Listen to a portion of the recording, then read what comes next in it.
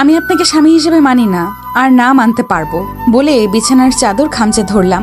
সাথে সাথেই উনি আলতোভাবে আমার ঠোঁট দুটো নিজের ঠোঁটের মাঝে নিলেন। চমকে উঠে বিছানার চাদর খামচে ধরেছি। 1 সেকেন্ড পরে উনি আমার ঠোঁট ছেড়ে আমার দিকে শান্ত দৃষ্টিতে তাকালেন। হৃৎপিণ্ডটা রীতিমতো বুলেট ট্রেনের মতো ছুটছে। নিজের সিক্ত মাতাল গলায় বললেন, কি বললে?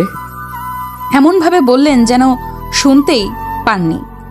আমার কাপা কাপা গলায় বলা, আমি আপনাকে স্বামী হিসেবে মানি না। সাথে সাথে আবারও উনি আমার ঠোঁট নিজের ঠোঁটের দখলে নিয়ে নিলেন, তবে এবার আলতোভাবে নয়, একটু জোর করেই।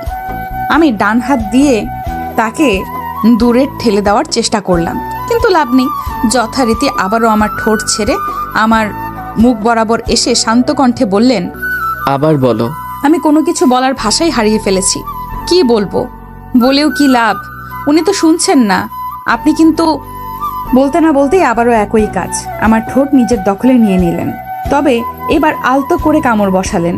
নিজেকে ছাড়িয়ে বললাম, দেখুন আপনি কিন্তু আমাকে আর কিছু বলার সুযোগ উনি দিলেন না। আমার মুখ নিজের পা হাতে চেপে ধরে গলায় মুখ গুজে আমাকে বিছানায় শুইয়ে দিলেন। আমি ছাড়া পাওয়ার যথাসাধ্য চেষ্টা করছি, কিন্তু যতই হোক একটা ছেলের শক্তির কাছে মেয়েরা কখনোই পেরে ওঠে না। চোখ বেয়ে পানি পড়ছে। উনি খুব ভালো করেই জানেন আমি ওনাকে ভালোবাসি না, সম্ভবও না। তবু কেন উনি আমার সাথে এমন করছেন? কিছুক্ষণ পর আর কোনো উপায় না পেয়ে আমি এমনিতেই শান্ত হয়ে গেলাম। উনি ধীরে ধীরে নিজের মুখ তুলে নিলেন আর আমার মুখের ঠিক সামনে নিয়ে এলেন। বাঁ হাতটা সরিয়ে আমার ঠোঁট দুটোকে আলতো আঙুল ছুঁয়ে যাচ্ছেন আর নাক দিয়ে আমার গাল ঘষতে লাগলেন। ওনাকে এত কাছে আমি সহ্য করতে পারছি না। কেন আমায় বিয়ে করলেন? খুব কি দরকার ছিল? উনি আমার গালে আলতো করে চুমু দিলেন আর ফিসফিস করে বললেন, কাউকে চিরতরে কষ্ট দেওয়ার মোক্ষম রাস্তাটাই হলো নিজের কাছে বন্দি রাখা, আর এই সমাজে তার সব থেকে সহজ উপায় বিয়ে। বলে ঠোঁট থেকে আঙুল সরিয়ে গাল ঘষতে লাগলেন। কেন? আমি আপনার কোন ক্ষতিটা করেছি?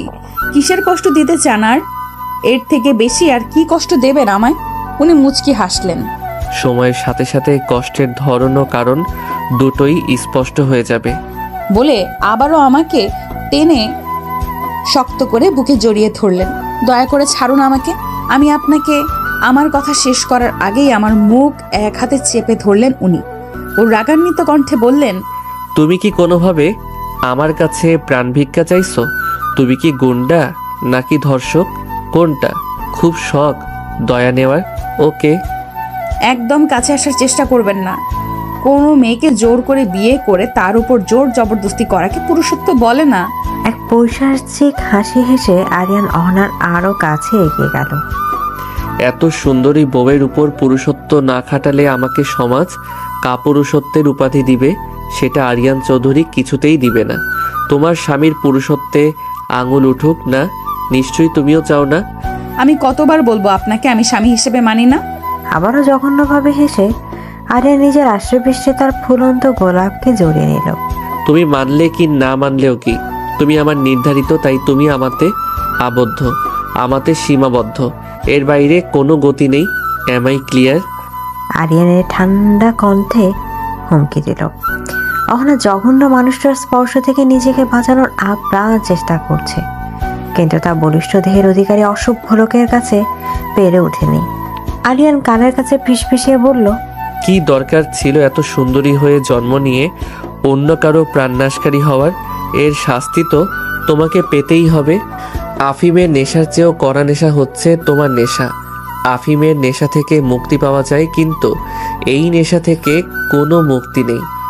মুক্তি পেতে চাই না। তোমার সব সৌন্দর্য আমাতে উৎসর্গ করো, আমার সুবাসী গোলাপ। অহনার উত্তরের অপেক্ষা না করে আরিয়ান মৌমাছি যেভাবে মধু সংগ্রহ করে, তেমনি আরিয়ানও তার রোজ থেকে গোলাপের সুবাস নিতে ডুব দিল নেশার সাগরে, যা এক পক্ষের কাছে তৃপ্ততা হলেও অন্য পক্ষের কাছে বিরক্ততায় দম বন্ধ হওয়ার উপক্রম। রোজ মানে অহনা রহমান রোজ। আরিয়ান তাকে রোজ বলে ডাকে। অহনা মধ্যবিত্ত ফ্যামিলির সন্তান। তার বাবা অনেক আগেই মারা গেছে, আর মাই যিনি তার বাবা তিনি তার মা একজন প্রাইমারি স্কুলের শিক্ষিকা।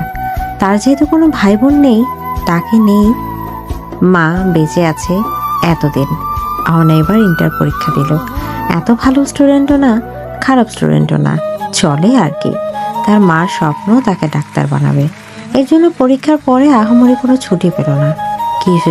কিছুদিন পর মেডিকেল পরীক্ষাতে নিজের মায়ের স্বপ্ন পূরণ করতে একদম লেগে পড়ল। স্বপ্ন পূরণের পিছে তার বাবা বলতো কষ্ট করলে নাকি কেষ্ট মেলে, কঠোর পরিশ্রম করলে সফলতা তোমার আসবে। তার স্বপ্ন ঢাকা মেডিকেলে পড়া। এর মধ্যে হুট করে তার বান্ধবীরা তাকে অনেক রিকোয়েস্ট করলো ঘুরতে যাওয়ার জন্য। যেহেতু পরীক্ষা শেষ, কিন্তু সে যেতে রাজি না। সে তো কখনো তার মাকে ছেড়ে থাকেই নাই, ঘুরতে যাওয়া তো দূরের কথা। বছরের শেষ পর্যায়ে শীতের টাইম, তার মা শিক্ষিকা বান্ধবীরা প্ল্যান করলো তার কক্সবাজার থেকে ঘুরে আসবে। মজার বিষয় হলো অহনার মার বেস্ট ফ্রেন্ডের মেয়ে তার বেস্ট। সেই সূত্রে তারা একসাথে কক্সবাজার আসছে। সে কি জানতো এই কক্সবাজার আসে তার জীবনে কাল হয়ে দাঁড়াবে? তাহলে জীবন নিয়েও আসতো না। কক্সবাজার আসছে 2 দিন হয়েছে। তার একটা হোটেল উঠেছে, অনেক ঘোরাঘুরি করলো, অনেক সুন্দর একটা পরিবেশ। কালকে তারা ব্যাক করবে। দুপুরে ঘোরাঘুরি করে ঘুমও পেয়েছে, একটু ঘুমিয়ে নেওয়া যাক। যখন ঘুম ভাঙলো তখন দেখলো তো সন্ধ্যা হয়ে গেছে, কেউ রুমে নেই। ফ্রেশ হয়ে বেরোলো খুঁজতে তাদের। সমুদ্রের পাশে দেখতে পারলো কত মানুষ, হয়তো কেউ কারো বউ, হয়তো কেউ কারো বোন, কেউ বা গার্লফ্রেন্ড। তারাই সমুদ্র উপভোগ করতে আসছে। সূর্যটা প্রায় নেমে আসলো, নীরব পরিবেশ। তারা দাঁড়িয়ে থাকতে ভালো লাগতেছে। ভুলে গেল সে কেন এখানে এসেছিল। হুট করে তার চোখে পড়লো তার থেকে একটু দূরে সামনে দাঁড়িয়ে তারা একজন লোকের দিকে। সে দুটো এখানে চলে গেল, ধাক্কা দিয়ে ফেলে দিল। লোক হুট করে একটা গুলির শব্দ হয়। অহনার সাথে নিচে পড়ে যাওয়ার লোকটাও চমকালো। এর মধ্যে তারা আশেপাশে থাকা লোককে তোলা হলো। এ আর কেউ না, আপনারা যা ভাবছেন সে এই লোক আরিয়ান চৌধুরী। অবশ্যই আসছিল একটা বিজনেস ডিলে। 2 দিন হলো সে বাংলাদেশে আসছে এই বিজনেস ডিলের জন্য। আজ সকালে কক্সবাজার আসলো। একটা কল আসায় সে কলে কথা বলছিলাম, একদম কেউ একজন তাকে ধাক্কা দিয়ে নিচে ফেলে দিল। অবশ্যই তার রাগ উঠেছিল। কার এত বড় সাহস তাকে ধাক্কা দেয় সে বুঝতে পারলো। কেউ একজন তাকে অ্যাটাক করেছিল আর এই ব্যক্তি তাকে বাঁচালো। যেই না তার উপরে পড়ে থাকা ব্যক্তির উপর চোখ দিল দেখার জন্য, চোখ জুড়ে যেন অমনি আটকা পড়লো। চোখের পাপড়ি ফেলার কোনো নামই নেই। তার হৃৎপিণ্ড দ্রুত চলতে শুরু করলো। কি মায়াবী তার চোখ দুটো, তাজা এক গোলাপ যেন তার সামনে লাল ফ্রক পরা এক মায়াবী গোলাপের উপর তার চোখ আটকে গেল। যায় এই 28 বছরে কখনো এমন হয়নি। তার মন একটা কথাই বলছে এই গোলাপ তার লাগবে, শুধু তার জন্য। তার বাবার মধ্যে একজন বলে উঠল, পালিয়েছে ওরা স্যার, আপনাকে গুলি করে। ঠিক আছেন আপনি? এর মধ্যে অহনা বলে উঠল, আপনি তো ঠিক আছেন, ওরা চলে গেছে, এবার আমার উপর থেকে উঠুন দয়া করে। আরিয়ান অহনার উপর থেকে উঠে পড়ল। একবার তার উপর তাকিয়ে বলে উঠল, মেয়ে, তোমার নাম কি জানি না। ধন্যবাদ আমাকে বাঁচানোর জন্য। নতুন করে জীবন দিলে তোমার জন্য, বাঁচার জন্য রোজ। আপনি কেমনে জানেন আমার নাম রোজ? আপনাকে তো আমি আজকে ফার্স্ট দেখলাম। আর কি উল্টাপাল্টা বলতেছেন? ঢাকা খেয়ে কি মাথা সব চলে গেল নাকি? মাথার সবই ঠিক আছে, কিন্তু মন যে চলে গেল অন্য কারো কাছে। চুপ করে ভাবল। এর সাথে কথা বলে লাভ নেই, এর থেকে আমি যাই। সামনে থেকে সরে দাঁড়ান, আমাকে যেতে দেন। মেয়ে, তোমার সামনে থেকে সরছি আপাতত, কিন্তু তোমার জীবন থেকে সরছি না কখনো। থেমে এবার বলে উঠল আশিক আরিয়ানের পিএস। তোমার ম্যামকে পৌঁছে দাও তার গন্তব্যে। Yes sir. অহনার সামনে এসে বলল। চলেন ম্যাডাম। অহনা কিছু বলতে চাইবে, তার মধ্যে আরিয়ান বলে উঠল, মেয়ে, তোমার কথা পরে শুনবো, আপাতত কিছু না বলে ওর সাথে যাও, কোনো এক্সকিউজ শুনতে চাই না। বলেই চলে গেল। তারপর আরিয়ানের কথা মতো আশিক অহনাকে তারা যে হোটেলে থাকে সে হোটেলে পৌঁছে দিয়ে আরিয়ান কাছে আসলে আরিয়ান তাকে বলে, আশিক, তুমি তো অনেক দিন ধরে আছো আমার সাথে, কোনো দিন কি তোমাকে কোনো মেয়ে সম্পর্কে তোমাকে খোঁজ নিতে বলছি? আরিয়ানের কথায় আশিক চমকে উঠল। স্যার, মেয়ে তো আপনার অ্যালার্জি। মেয়েদের কোথা খোঁজ খবর তো দূরের কথা, তাদের এখান থেকে তো 10 মাইল দূরে থাকেন। হঠাৎ এই কথা কেন? সত্যিকারও খোঁজ নিতে হবে না? আশিকের জন্য তোমাকে আমার এত ভালো লাগে কিছু না বলতেই বুঝে যাও। আশিক, এর জন্য তোমাকে আমার এত ভালো লাগে কিছু না বলতেই বুঝে যাও। আমার রোজের সব ডিটেলস চাই আজকের মধ্যে। কানেক্ট করে আমাকে দাও। স্যার, রোজ ম্যাডামের নাম হচ্ছে অহনা রহমান রোজ। ওনার বাবা অনেক আগেই মারা গেছে। ওনার মা হচ্ছে একটি প্রাইমারি স্কুলের টিচার। আর ওনার বাড়ি হচ্ছে সিলেট মৌলভীবাজার। এইবার ইন্টার পরীক্ষা দিছে, এখন মেডিকেল পরীক্ষার জন্য প্রিপারেশন নিচ্ছে। আর উনি ওনার মায়ের একমাত্র সন্তান। আর এই কক্সবাজারে উনি আর ওনার আম্মুরা একসাথে ট্যুরে এসেছে, যারা কালকে চলে যাবে। আশিক একদমই সব বলে ফেলল। আশিকের কথা শেষ হতে আর আরিয়ান বলে উঠল, আশিক বা এক্সিলেন্ট। সামনের মাসে আমার পক্ষ থেকে তোমার জন্য একটা ট্যুরের ব্যবস্থা অস্ট্রেলিয়াতে। ইমপ্রেস আমি। আশিক বলে উঠল, থ্যাংক ইউ স্যার। কারণ স্যার আমি জানতাম আপনি আমাকে বলবেন খোঁজ নিতে, তাই আগে খোঁজ নিয়ে নিলাম। যে ছেলেগুলো মেয়ের দিকে তাকায়, সে ছেলে বলল একটা মেয়েকে আমি পৌঁছে দিয়ে আসতাম। আপনাকে উনি বাঁচিয়েছে, তারপর তো একটা বলার কথা না। গুড, আমি ইমপ্রেস। যাই হোক, আমাদের আজকে ঢাকা ব্যাক করার কথা ছিল, কিন্তু আমরা কালকে যাব। আমাকে আঘাত করে ভিতর কুত্তার বাচ্চারা ভুল করছে।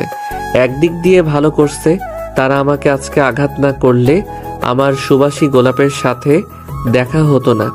যাই হোক, আল্লাহ যা করে ভালোর জন্যই করে। আজকেও এটা প্রমাণিত হলো। বলেই হেসে উঠল। মনে মনে ভাবল আশিক, যাই হোক, স্যারের কঠিন মন তো তরল পদার্থে গলে গেছে, প্রেমে পরিণত হয়েছে। আমার ভয় করতেছে, রোজ ম্যামের কপালে বা কি আছে, সামনে বেচারির বা কি অবস্থা করে। কারণ স্যার যা চায় তাই পায়। আর একবার যদি কোনো জিনিস চোখে পড়ে যায়, সেটা যে কোনো মূল্যে স্যারের চাই। স্যারের এই কথাটা বলা ঠিক হবে, পরে জানতে পারলে তো আমারই খবর আছে। বলেই ডুব গিলল আশিক মনে মনে। স্যার, একটা কথা বলবো? বলো। রোজ ম্যাম একটা ছেলেকে ভালোবাসে, আর ওই ছেলের সাথে ওনার ফ্যামিলি ভাবে বিয়ে কথা হয়ে আছে। আশিকের কথা শুনে আরিয়ান কিছুক্ষণ চুপ করে গেল। চোখ মুখ লাল হয়ে গেছে রাগে। বিয়ে ঠিক হয়ে আছে, বিয়ে তো হয় নাই। আমার জীবনে যেহেতু একবার এসে পড়ছে, আমার যেহেতু চোখ পড়েই গেছে, যাই হয়ে যাক তার আমার হতে হবে।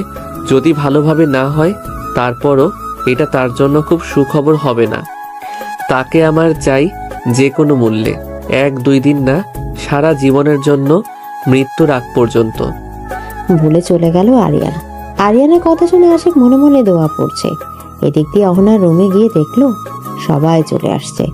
রাইসা অহনার বেস্ট ফ্রেন্ড বলে উঠল, তোরে কত জায়গায় খুঁজলাম, কই চলে গিয়েছিলি? আমি ঘুম থেকে উঠে তোদের কাউকে পেলাম না, তাই সামনে গেছিলাম একটু হাঁটতে। ও আচ্ছা।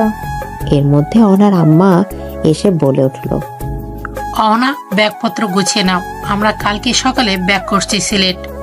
অহনা এর মধ্যে সন্ধ্যায় ঘটে যাওয়ার সব ভুলে গেল। সে ভুলে গেলে কি সব থেমে গেছে? তা কিন্তু না। রাতে ডিনার করে সবাই সবার মতো শুয়ে পড়ল। তারা এক রুমে এই নিয়েছিল, কিন্তু তার ঘুম পাওয়া সেই এসে শুয়ে পড়ো। তারা নাকি আজকে আড্ডা দিবে, একসাথে ঘুমাবে।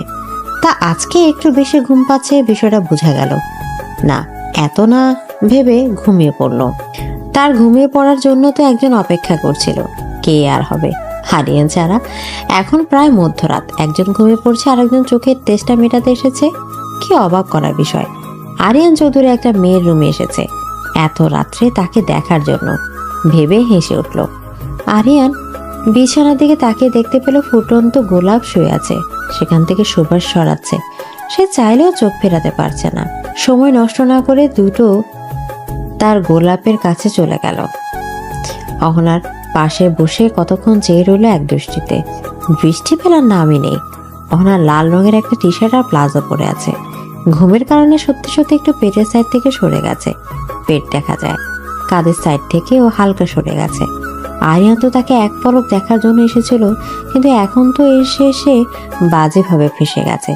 যেই না সে অহনার কাঁধ থেকে সরে যায় টি শার্টটা ঠিক করতে যাবে, অমনি চোখ পড়লো একটা কালো তিলের উপর। তিলটা ছুঁয়ে দেওয়ার লোভ আর সামলাতে পারলো না। অহনার উপর একটু বুকে তীরটা ছুঁয়ে দিল। ঘুমের মধ্যে কিছুটা কেঁপে উঠল অহনা। আরিয়ান আজকে জীবনে যে অনুভূতির সাথে সাক্ষাৎ পেয়েছে, আর এমন অনুভূতি আর কখনো হয়নি। এমন নেশা মদের থেকে করা নেশা। অহনার শরীর থেকে সুন্দর একটা স্মেল বের হয়ে আসছে। আরিয়ান তার সুবাস নিচ্ছে। অহনার গলার মুখ গুজে তার নাক দিয়ে অহনার গলা ঘষতে থাকলো, ছোট ছোট কিস দিতে থাকলো। এমন শীতল স্পর্শ পেয়ে তাও তো ঘুমের মধ্যে কেঁপে উঠছে। আরিয়ান অহনার গলা থেকে মুখ তুলে অহনার পেটের কাছে চলে আসলো, পেটে মুখ গুজে দিল আর ডিপলি কিস করতে থাকলো। এমন শীতল স্পর্শে ঘুমের মধ্যে আরিয়ানের মাথার চুল খামচে দিয়ে ধরলো। হুট করে ডিপলি কিসের সাথে কামড় দিতে লাগলো। অহনার সাথে সাথে আরিয়ান চুল খামচে দিয়ে ধরছে। এদিকে আরিয়ান মুচকি হেসে বলে উঠল, তোমার অজানা একজনকে মন দিয়ে তুমি ভুল করছো। অবশ্যই সেও ভুল করছে, তার ফল তুমি পাবে। এটা তো কিছুই না, মাত্র সামান্য টিলার। এখন থেকে তোমার ছোঁয়া তো দূরের কথা, তোমার দিকে চোখ তুলে তাকালে তার চোখ তুলে ফেলবো, কারণ তুমি শুধুই আমার। তোমাকে স্পর্শ করার অধিকার আমার, তোমাকে কষ্ট দেওয়ার অধিকার আমার। তোমার জন্য শুধু ডেভিল লাভার খুব দুটো, তোমাকে আমার করে নেব, সেটা তুমি চাও বা না চাও। বলে অহনার কপালে কিস করে চলে গেল। পাখির কিচিয়ে মিচিয়ে অহনার ঘুম ভেঙে গেল। এখনো ঘুম থেকে উঠে বসতে অমনি তার হাত গলায় চলে গেল, কাঁধের জায়গাটা ব্যথা করছে। এরকম পাত্তা না দিয়ে অহনা চলে গেল ফ্রেশ হতে। যেই না আয়নার সামনে চোখ পড়লো চমকে উঠলো। কাঁধে গলায় কামড়ের দাগ, স্পর্শ দাগ হয়ে গেছে পেটের দিকে। তাকিয়ে থেকে পেটের সেই সেম অবস্থা, বুঝতে পারলো না কিছু। তার সাথে কি হলো সে মনে করলো না। হয়তো কোনো পোকা কামড় দিয়েছে, তাই এত পাত্তা না দিয়ে ফ্রেশ হয়ে চলে গেল। তারপর সবাই তাকে নাস্তা করে রওনা দিল বাড়ির উদ্দেশ্যে। এখন বাজে রাত 10টা। মাত্র তার ঘুম ভাঙলো, কারণ কক্সবাজার থেকে এসে গোসল করে ঘুম দিয়েছিল। অনেক ক্লান্ত ছিল, তাই এখন তার খাওয়ার প্রয়োজন। খিদে পেয়েছে। যেই না ফোনটা চার্জ থেকে খুলে অন করলো, মুখে হাসি ফুটে উঠলো। তার হবু জামাই মেসেজ দিয়েছে, অনেকগুলো কলও দেয়া তার বাবার মধ্যে হুট করে, আর অনেকগুলো কল দেয়া তার বাবার। এর মধ্যে হুট করে কল আসলো, সে না ভেবে রিসিভ করলো কল। তুমি এতক্ষণ কই ছিলা? সমস্যা কি? তোমার বাসায় আসছো তো অনেকক্ষণ আগে, এতক্ষণ ছিলা কই? ফোন অফ ছিল কেন? আমাকে টেনশনে কাদাই তো তোমার ভালো লাগে? কথা বলছো না কেন? আরে দাঁড়াও, তুমি আমাকে বলার সুযোগ দেবে, সুযোগ না দিলে বলবো কেমনে? আমার ফোনে চার্জ ছিল না, ঘুমিয়ে পড়েছিলাম। ঘুম থেকে উঠলাম, তোমার মেসেজ দেখলাম যে না মেসেজ দেবো, তুমি কল দিলা। ও আচ্ছা, কিছু? তো আমার জামাই কি করে এখন? তোমার জামাই তোমাকে মিস করছে। চলো আমরা 3 দিনের মধ্যে বিয়ে করে ফেলি। তাহলে আমার খুব ভয় করছে, যদি তোমাকে হারিয়ে ফেলি। অহনা, তোমাকে ছাড়া আমি বাঁচবো না, অনেক ভালোবাসি। অহনা রাজের কথা চমকে গেলাম, বলল, কিন্তু আমি তো তোমাকে ভালোবাসি। আর কিছুদিন মেডিকেল এক্সামটা দেই। আপনার মতো তো আমিও ডাক্তার হতে চাই বরমশাই, তাই তো ধৈর্য ধরে অপেক্ষা করুন। এইভাবে তাদের মধ্যে কিছুক্ষণ কথা চলল। পরে ফোন রেখে দিল। তারপর ডিনার গেল। ডিনারে ফেরার পর যেই না ফোনটা হাতে নিল, একটা মেসেজও তার চোখ বড় বড় হয়ে গেল।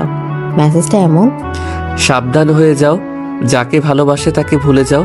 তোমাকে ভালোবাসি নাকি আমি চাই না, তোমাকে আমার চাই, তাই তোমার জন্য ভালো হবে এই ছেলেকে ভুলে যাওয়া। তোমার জন্য তার ক্ষতি হবে, তোমার আর আমার মাঝখান থেকে তাকে দূর সরিয়ে দিতে 2 মিনিট আমার সময় লাগবে। So be careful. শুভাশী গোলাপি। এই মেসেজ পড়ে অহনার রাগে ভয়ে কাঁপছে।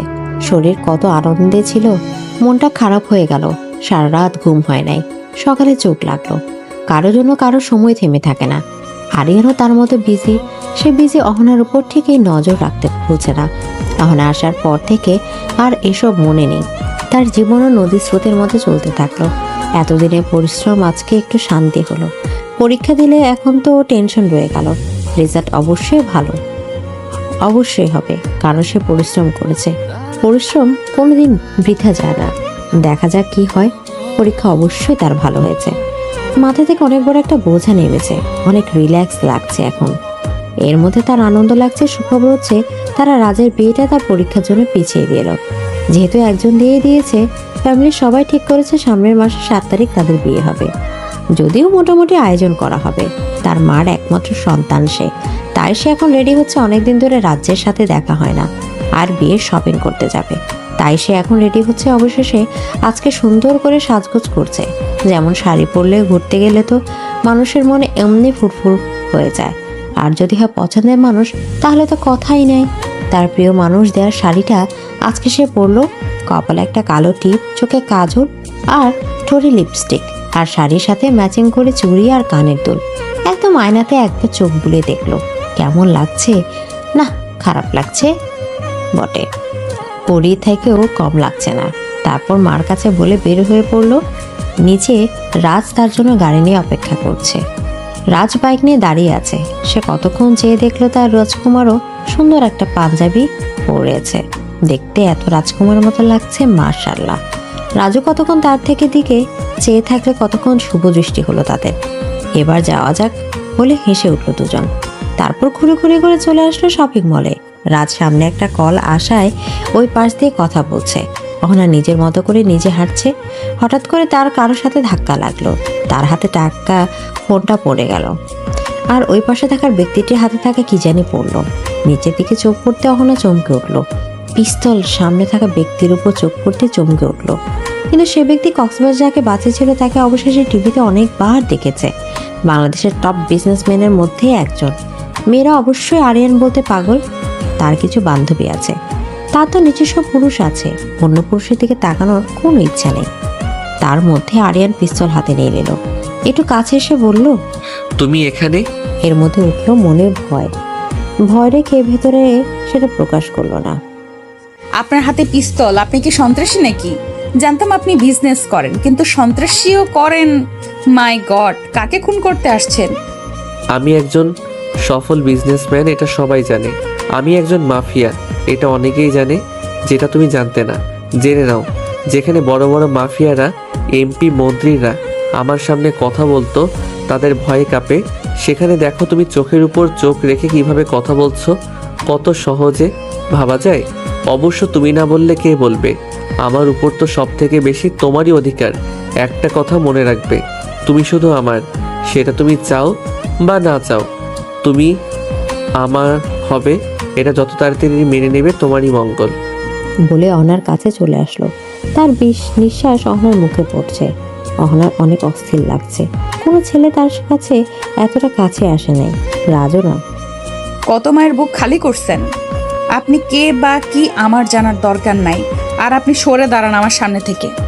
আমি যাব, আমার জন্য আমার হবু হাজবেন্ড অপেক্ষা করতেছে। অবশ্যই আমাদের কিছুদিনের মধ্যে বিয়ে হয়ে যাবে। আজকে আমরা শপিং করতে আসছি। বিয়ে এখন যদি আপনি সব ফালতু কথা না বলতেন খুশি হতাম। আপনার লেভেল কাউকে খুঁজে নিয়ে আপনি বিয়ে করে ফেলেন। আমি আপনার লেভেলের না ব্রো। বলেই চলে যেতে চাইলো, কিন্তু পারলো না। এর আগে আরিয়ান তাকে হিসকা টান দিয়ে দেয়ালের সাথে মিশিয়ে নিল। যদিও জায়গাটা নিরিবিলি, এখানে বেশি মানুষ আসা যাওয়া করে না। আরিয়ান অহনা দুই হাত চেপে ধরে রাগী সুরে বলে উঠল, আমি তোর কোন জন্মের ভাই? হ্যাঁ, না করলাম না ওই ছেলের কথা মাথা থেকে নামিয়ে ফেলতে? ভালো কথা কানে যায় না? আমি কি করতে পারি তোর কোনো আইডিয়াই নেই। আমাকে যতটা ভালো দেখতেছিস আমি ততটা ভালো না। আমার খারাপ রূপটা যদি তোকে দেখাই তোর আত্মা কেঁপে উঠবে। সো আমাকে রাগাস না, সব ধ্বংস করে দিব। তুই আমার না হলে কারণ না। কে আপনি? আমার উপর আপনার কোনো অধিকার নেই। কোন অধিকার ফলাতে চাচ্ছেন আপনি? আপনি চাইলেই হবে। আমি আপনাকে ভালোবাসি না, আমি একজনকে ভালোবাসি, সেও আমাকে ভালোবাসে। কেন আপনি আমাদের মাঝখানে বাধা হয়ে দাঁড়াচ্ছেন? লজ্জা বলতে আপনার নেই? মনুষ্যত্ব বলতে কিছু নেই আপনার? আপনার যা মন চায় আপনি করেন। আমি রাজকেই ভালোবাসি, তাকেই বিয়ে করব, আপনাকে মরে গেলেও না। এদিকে আরিয়ান ভয়ঙ্কর ভাবে হেসে উঠল। আরিয়ানের এমন হাসির শব্দে কিছুটা চমকালো এবং ভয় পেয়ে কিন্তু সেটা প্রকাশ করলো না। আরিয়ান অহনাকে কিছুক্ষণ দেখে একটু কাছে এসে অহনার সামনে থাকা চুলগুলো গুজিয়ে দিল কানে। ফিসফিস করে বলে উঠল, মেয়ে, তুমি বোকা। তুমি নিজের ইচ্ছাতে আমার কাছে এসেছো। আমার 28 বছর ঘুমিয়ে থাকা মনকে তুমি জাগিয়েছ, হয়তো অনিচ্ছায়, আই ডোন্ট কেয়ার। কিন্তু তুমি এসেছো নিজের ইচ্ছায় আমার কাছে। আমার এই জীবন থাকতে তোমার কোনো মুক্তি নেই। এটা তুমি যত তাড়াতাড়ি মেনে নেবে তোমার মঙ্গল। অহনা আরিয়ানরা এবার গভীর কণ্ঠে শুনে কিছুটা ভয় পেল এবং রাগ উঠল। বলে উঠল, আপনি কি এটা মামার বাড়ির আবদার পেয়েছেন? আপনাকে বাঁচানোটা আমার ভুল হয়েছে। মানুষের ভালো করতে নেই। আপনি আমাকে স্পর্শ করলেন, এত বড় সাহস আপনার? কোন অধিকারে একটা মেয়েকে আপনার প্রশ্ন করলেন? মিনিমাম ভদ্রতা বলতে আপনার মধ্যে কিছুই নেই। রাগে কচকচ করতে করতে অহনা বলে উঠল। আরিয়ান অহনার আরেকটু কাছে গিয়ে কোমর জড়িয়ে ধরে বলে উঠল, মেয়ে, তুমি অধিকারের প্রশ্ন তুলছো? সময় মতো অধিকার করে নিব। আর আমার সাহস একটু বেশি। আমি আরো অনেক কিছু করতে পারি। থাক, আর কিছু নাই করলাম। অসভ্য লোক, ছাড়ুন আমাকে। মেয়ে, আমাকে তুমি অসভ্য বললে? অসভ্য তো কিছুই করলাম না, করবো নাকি কিছু? আর হ্যাঁ, আজকের পর থেকে তুমি অন্য কারোর জন্য সাজবে না, তুমি আমার জন্য শুধু সাজবে। তোমার এই সৌন্দর্য শুধুমাত্র আমার জন্য। আমার সামনে শুধু তুমি শাড়ি পরবে। আমি এক কথা দ্বিতীয়বার রিপিট করি না। যদি দ্বিতীয়বার আমার বলতে হয়, বিষয়টা ভালো হবে না তোমার জন্য। চলে যাচ্ছি। এখন আরেকবার আমাদের বাসর ঘরে দেখা হবে। যতদিন নিজের মতো করে উড়ার মতো উড়ে নাও, কিছুদিন পর আমার করে নেব। তারপর আর এভাবে উঠতে পারবে না, আমার কাছে বন্ধ থাকতে হবে। বলে চলে গেল আরিয়ান। কিছুক্ষণ তাকিয়ে রইল আর হাজারবার বকলো, কি উটকো ঝামেলা কোথা থেকে এসে জুড়ে বসলো। আর হঠাৎ মনে পড়লো রাজের থেকে অনেকক্ষণ ধরে সে আলাদা, অবশ্যই তাকে খুঁজছে। সে ফোনটা হাতে নিয়ে দেখলো অনেকগুলো ফোন। তারপর সে আজকে ফোন দিল আর বলল সে আসে কোনো জায়গায় আছে। তারপর তারা দুজন বিয়ের কেনাকাটা করে ফেললো, আর মাত্র কিছুদিন আছে। তারপর রেস্টুরেন্টে গিয়ে ডিনার করে আজ তাকে বাসায় নামে চলে গেল তার বাসায়। মনা বাসে এসে ফ্রেশ হয়ে তার মাকে দেখানো শপিংগুলো, তারপর ঘুমিয়ে পড়ল। এভাবে আনন্দে দিনগুলো কেটে গেল। সময় কারোর জন্য থেমে থাকে না। তেমনি কোনো কিছু আরিয়ানের কথাগুলো তার মনে থাকলেও সেগুলো পাত্তা দেয় না, কারণ আর মাত্র 2 দিন, তারপর এসে তার প্রিয় মানুষের হয়ে যাবে। আজকে মেহেদি অনুষ্ঠান মোটামুটি আয়োজন করা হয়েছে। বিয়ে বাড়ির সবাই খুশি, বউ নিজেও খুশি। এই খুশি কি টিকবে? মেহেদি আর্টিস্ট সুন্দর করে তার 2 হাতে মেহেদি পরিয়ে দিল। এভাবেই আনন্দে রাত কেটে গেল। দেখতে দেখতে কিভাবে যেন সময় চলে গেল। অনা আজকে হলুদ কালারের একটা শাড়ি পরেছে, হালকা সাজলো, কানে ফুলের দুল, কপালে টিকলি, ফুলের গহনা, একদম তাজা ফুল লাগছে তাকে দেখতে। আয়নায় নিজেকে দেখে যেই না একবার বেরোবে, হুট করে রুম অন্ধকার হয়ে গেল। এর মাঝে সে তার গলায় পেটে স্পর্শ পেল। সে তো স্পর্শে কেঁপে উঠল, বলে উঠল কে। কিছুক্ষণ নীরবতা পালন করলো সে ব্যক্তি। তারপর কণ্ঠ বেশি উঠল, সুইটহার্ট, আমি ছাড়া তোমাকে প্রশ্ন করার কার বা অধিকার আছে বলো? চমকে উঠল অহনা, বলে উঠল, আপনি এখানে কিভাবে? চিনে ফেললে আমাকে? বাহ, আমি আসলাম, হলুদ ছুঁয়ে দিলাম তোমাকে সবার প্রথমে আমি। তুমি আমার খুব শীঘ্রই হবে। রেডি থাকো গোলাপ ফুল। বলে চলে গেল। অনেক চিন্তায় পড়ে গেল। তখন পাত্তা না দিলে এখন ভাবার বিষয়, লোক তো অনেক পাওয়ারফুল, যা খুশি তা করতে পারে। রাজু যদি কোনো ক্ষতি করে ফেলে, সে আর কিছু ভাবতে পারছে না। এর মধ্যে তার কাজিনরা চলে আসলো তাকে নিতে। তারপর চিন্তা বাদ দিয়ে তাদের সাথে চলে গেল। সবার মনে আনন্দ, শুধু তার মনে আনন্দ নেই, চিন্তায় আছে। কেন জানে মনে হচ্ছে তার রাজের সাথে দেখা হবে না। এভাবে আনন্দে ভয়ে হলুদ সন্ধ্যা চলে গেল অহনার। দেখতে দেখতে সেই কাঙ্ক্ষিত মুহূর্ত চলে আসলো। এতদিনে দুজনের অপেক্ষার প্রহর শেষ হতে লাগলো। অহনা আর রাজের বিয়ে আজকে এই দিনটার জন্য তারা অনেক অপেক্ষা করেছে। শেষ পর্যায়ে চলে আসলো। এই মুহূর্তটা বলার মতো ভাষা নেই তার। এত চাপের মধ্যে, এত মানুষের মধ্যে আরিয়ানের কথাটা সে ভুলেই গেছে। সে তো শুধু অপেক্ষায় আছে সে মানুষটাকে দেখার জন্য। আজকে তার ঘরের বউ হয়ে যাবে সে, তার এতদিনের স্বপ্ন আজকে পূরণ হবে। অহনা সকালে গোসল করে খাওয়া দাওয়া করে পার্লারে চলে গেল সাজতে। পার্লারে আপুটাকে সে বলে দিল কিভাবে সাজিয়ে দেবে। তাকে সুন্দর করে সাজিয়ে দিল। লাল বেনারসি শাড়ি, মাথায় লাল গোলাপ, হালকা মুখে মেকআপ, চোখে কাজল, ঠোঁটে লিপস্টিক, কানের দুল, হাতে বালা, একদম লাল টুকটুকে বউ। অহনা পার্লারের কাজ শেষ করে বের হয়ে পড়লো বাসার উদ্দেশ্যে। হুট করে সে অনুভব করলো তারা মুখে যেন চেপে ধরেছে। ছাড়ানোর চেষ্টা করছে কিন্তু পারল না। তারা হাফ সাপ সে চোখে শুধু রাজের কথায় মনে পড়লো। রাজ তার জন্য অপেক্ষা করছে। তারা রাজের বিয়ে হবে না, তোদের কি আর দেখি, আর কখনো দেখা হবে না। অহনা আরিয়ানের বুকে অজ্ঞান হয়ে পড়ে আছে। আরিয়ানও অহনার দিকে তাকিয়ে বলে উঠল, যেটা আমি সহজে পাই না তা আমি চিনিয়ে নেই। তোমাকেও চিনিয়ে নিলাম, কারণ মেয়ে, তোমাকে আমার খুব দরকার। আরিয়ান অহনাকে নিয়ে চলে গেল। আর এদিকে এতক্ষণ খবর চলে গেছে অনেক কিডন্যাপ হয়েছে, কারা যেন তাকে অপহরণ করে নিয়ে গেছে। এই খবরটা বিয়ে বাড়িতে পৌঁছাতেই একদম স্তব্ধ হয়ে গেল বিয়ে বাড়ি। অহনার মাথা একবার অজ্ঞান হয়ে গেল মেয়ের চিন্তায়। রাজ তো দিছে হারায় পড়ল। শেষ পর্যন্ত কি সে তার ভালোবাসাকে পাবে না? এত কিছু করেও অহনাকে ভালোবাসে বলে সে একটা সাধারণ ছেলের মতো জীবনযাপন করছে তার জন্য। শেষ পর্যন্ত কিছু তার শত্রু মুখে পড়ল অহনা। রাজ খোঁজখবর নিয়ে জানতে পারলো আরিয়ান অহনাকে কিডন্যাপ করেছে। এটা জানার পর আরিয়ানের প্রতি সে রাগে কেঁপে উঠে বলল, কুত্তার বাচ্চা, আমি তোরে ছাড়বো না। তুই আমার কলিজায় হাত দিয়েছিস। তোর সাথে আমার সমস্যা তো, এর মধ্যে অহনাকে কেন আনলি? কাজটা ভালো করলি না। আরিয়ান এইমাত্র অহনাকে কোলে করে বিছানায় এনে শোয়ালো। তারপর পকেট থেকে ফোনটা হাতে নিয়ে কারোর কাছে ফোন দিল। তারপর দরজা লক করে বেরিয়ে পড়ল। এর মধ্যে একটা কল আসলো তার ফোনে। তাকে দেখলো, তার চিরশত্রু কল দিল। ভাবছিল ধরবে না, তারপর ধরে ফেললো। কি ব্যাপার মিস্টার রায়হান আহমেদ রাজ, কি মনে করে কল দিলেন? রাগে আরিয়ানের এমন কথা সহ্য করতে পারলো না। রাগে চিৎকারে বলে উঠলো, কুত্তার বাচ্চা, তোরে যদি পাইতাম আমি কুচু কুচু করে কুত্তারে খাওয়াইতাম। তোর সাথে আমার সমস্যা, তুই আমার কলিজায় হাত দিছোস আজকে। রাজের এমন কথা শুনে আরিয়ান কিছুটা চমকে গেল। ভাই, আমার সাহস তো একটু বেশি, কিন্তু আমি তোর কলিজায় হাত দিলাম?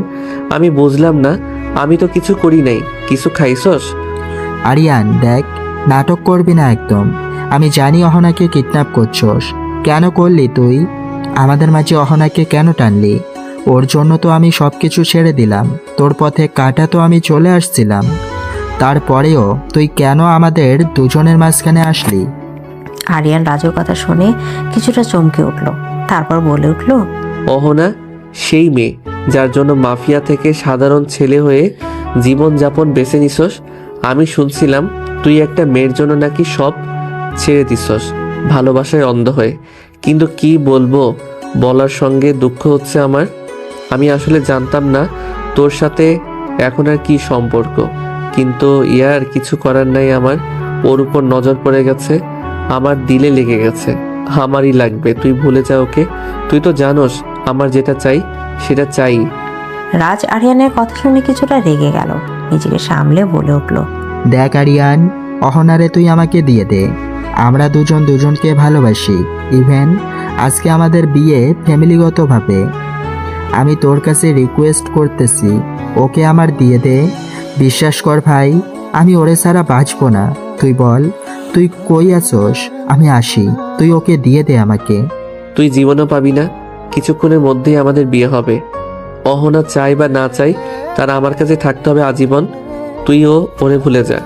বলে কেটে দিল ফোন। রাজ ওই পাশ থেকে বলে উঠল, কুত্তার বাচ্চা, তোরে আমি ছাড়বো না। অহনার ঘুম ভাঙলো প্রায় সন্ধ্যা। দেখতে পারলে একটা রুমে সে বন্দি। হুট করে সকালের ঘটনা মনে হয়ে পড়ল। তার জন্য অবশ্যই রাত চিন্তা করছে, আর তার মাও চিন্তা করছে। বিয়ে বাড়ি কি একটা অবস্থা। শুধু তো তার ফোনটা খুঁজবো, কিন্তু পেরো না। রুমের দরজা খুলে গেল। একজন ভেতরে লাইটের আলো জ্বলে উঠল। অহনা সে ব্যক্তিকে কিছু বলতে চাইবে, সে চমকে উঠল। আপনি এতটা নিঃশ্বাস পর্যন্ত আপনি আমাকে কিডন্যাপ করলেন। আমি আপনার কি ক্ষতি করেছি? হ্যাঁ, আপনি এত আমার জীবনটাকে নরক করে দিলেন। বলে আরিয়ানের পাশে কেটে চলে যেতে চাইলো, কিন্তু পারল না আরিয়ান। তার হাত ধরে তার কাছে নিয়ে আসলো। বলে উঠল, রোজ তুমি চাইলেও আর যেতে পারবে না। তুমি আমারই থাকবে, সেটা তুমি চাও বা না চাও। জোর করে কখনো ভালোবাসা হয় না। ভালোবাসি একজনকে আমি, সেও আমাকে ভালোবাসে অনেক। আপনি কেন এটা বুঝতে পারছেন না? প্লিজ আমাকে যেতে দিন। বলে চলে যেতে নিল। আরিয়ানা একটানে অহনাকে বিছানায় ফেলে দিল, আর তার উপর শুয়ে পড়ল অহনা। উঠতে যাবে তাকে আরিয়ান দুই হাতে তার মুঠো নিয়ে বলল। আরিয়ানের নিঃশ্বাস অহনার মুখে পড়ছে। সে সহ্য করতে পারছে না। ছাড়া পাওয়ার জন্য ছোটাছুটি করছে, কিন্তু এমন বিশাল লোকের সাথে কি সে পারে না। হুট করে আরিয়ান এমন একটা কাজ করে বসলো না, তার জন্য প্রস্তুত ছিল না। তার গলার মুখ গুছিয়ে দিল, সাথে সাথে কেঁপে উঠল। অহনা বলে উঠল, কি করছেন আপনি? ছাড়ুন আমাকে, আমাকে যেতে দেন প্লিজ। আমি আজকে অনেক ভালোবাসি আপনাকে। ভালোবাসা আমার পক্ষে সম্ভব না। অহনার এমন কথা শুনে রাজ্যকে কামড় বসালো অহনার গলায়, আর বলে উঠল, নেক্সট টাইম যেন তোর মুখে আমি পরপুরুষের নাম না শুনি। তোর আমাকে ভালোবাসতে হবে না, আমি তোকে ভালোবাসি, এটা যথেষ্ট। একটু পরে কাজে আসবে, চুপচাপ সাইন করে দেবে, কোনো কাহিনী করবি না। তাহলে কিন্তু তোর মারে কোনোদিন তুই দেখবি না। তোকে পেতে হলে তোর মাকে ফোন করতে আমি একবারও ভাববো না। আরিয়ানের এমন কথা শুনে অহনা ভয়ে কেঁপে উঠল। অহনা রাগে চিৎকার দিয়ে বলে উঠল, আপনাকে ওই দিন আমার বাঁচানোটা ভুল হয়েছে। আমি যদি জানতাম এমন পরিস্থিতি হবে, তাহলে ওই দিনে আমি আপনাকে নিজে মারতাম। অসভ্য খারাপ লোক কোথাকার। কোথা থেকে আসছেন? বারবার বলতেছে আমি একজনকে ভালোবাসি, আমাদের বিয়ে ঠিক। আজকে আপনি আমাকে কিডন্যাপ করেছেন। আপনি ভাবতে পারছেন বিয়ে বাড়িতে কি অবস্থা? মানুষ কত কথা বলতেছে। আমার আম্মুকে আপনি কি করে জানবেন? তা তো আপনার কোনো যায় আসে না। আরে ভাই, দুনিয়াতে কি মেয়ের অভাব? আমার পেছনে কেন পড়ে আছেন? এখন আপনি আমাকে ভয় দেখিয়ে বিয়ে করতে চাচ্ছেন। কখনো সুখী হবেন না আপনি আমার সাথে। আম্মুর কিছু হলে আমি আপনাকে ছাড়বো না। আজকের এই পরিস্থিতির জন্য তুমি দায়ী। আমি তোমাকে সুন্দরভাবে বুঝিয়ে বলেছি, কিন্তু তুমি শোনার পাত্রী না। ভালো কথা শোনার মেয়ে তো তুমি না। বলেই অহনার সামনে একটা ফোন দিয়ে গেল। বলল, দেখো তো চিনো নাকি শাশুড়িকে এখন? আজকে দেখলো তার মা অজ্ঞান হয়ে পড়ে আছে, হাত পা বাঁধা, পাশে কিছু লোক বন্দুক নিয়ে দাঁড়িয়ে আছে। এসব দেখে সে একদম ভয়ে কেঁদে দিল। আরিয়ান অহনার কান্না দেখে বলে উঠল, জান, কান্না করে না। তুমি যদি আমার কথা শুনে নাও, বিয়ে করে ফেলো চুপচাপ লক্ষ্মী মেয়ের মতো, তাহলে আমিও কিছু করব না। শাশুড়িকে যদি না শুনে, তাহলে ওই লোকগুলোকে দেখছো, আমার একটা ইশারায় কিন্তু শেষ। এখন দেখো তুমি কি করবে। আপনি এত বাজে, আপনাকে আমি কখনোই ক্ষমা করব না মিস্টার আরিয়ান। একদম চুপ, এত কথা বলবে না, যা বলছি তাই করো। বেশি কথা আমার পছন্দ না। কাজী এখন এই আসবে, চুপচাপ সাইন এবং কবুল বলে দিবে। নিচে গিয়ে কোনো কাহিনী করবা না, তাহলে কিন্তু তোমার মাকে কোনোদিন পাবা না জীবিত। বলে আরিয়া চলে গেল রুম থেকে। অহনা কান্নায় ভেঙে পড়ল। রাজ, আমি আমার কথা রাখতে পারলাম না। তোমার আর আমার বিয়ে করা আর হলো না। তুমি কি আমাকে ভুল বুঝবে, নাকি তুমি আমাকে বুঝবেই না? আমি জানি না। আমি তোমাকে ভালোবেসে যাব সারা জীবন। অনেক সময় পর একটা মেয়ে আসলো অহনার কাছে, এসে বলল, ম্যাম, স্যার বলেছে আপনি ফ্রেশ হয়ে এই খাবারটা খেয়ে নিচে যেতে আমার সাথে। অহনা কিছু বলতে যেও বলল না, কারণ ওর মা ওই লোকের কাছে যদি কিছু বলে ফেলে, তার মা ছাড়া তার পৃথিবীতে কেউ নেই। বিছানার উপর রাখা শাড়ি নিয়ে চলে গেল। একটা শাওয়ার নেওয়া দরকার। ওয়াশরুমে লুকিয়ে দরজা অফ করে শাওয়ার ছেড়ে কান্নায় ভেঙে পড়ল। কিছুক্ষণের ব্যবধানে তার সাথে কি ঘটে গেল। তারপরে সে অনেক শাওয়ার নিয়ে বের হয়ে গেল। খাবার খেয়ে লক্ষ্মী মেয়ের মতো নিচে চলে গেল ওই মেয়ের সাথে। নিচে গিয়ে দেখতে পারলো বিশাল বড় ড্রয়িং রুমে, অবশ্যই বাড়িটাও বড়। আরিয়ান অহনার পাশে এসে ওর হাত ধরে নিয়েছে, তারপর বসিয়ে দিল তার পাশে, আর কাজীকে বলল বিয়ে পড়াতে। আরিয়ান চুপচাপ কবুল এবং সাইনও করে দিল। অহনার পালা আসার সময় অহনা চুপ করে বসে পড়ল।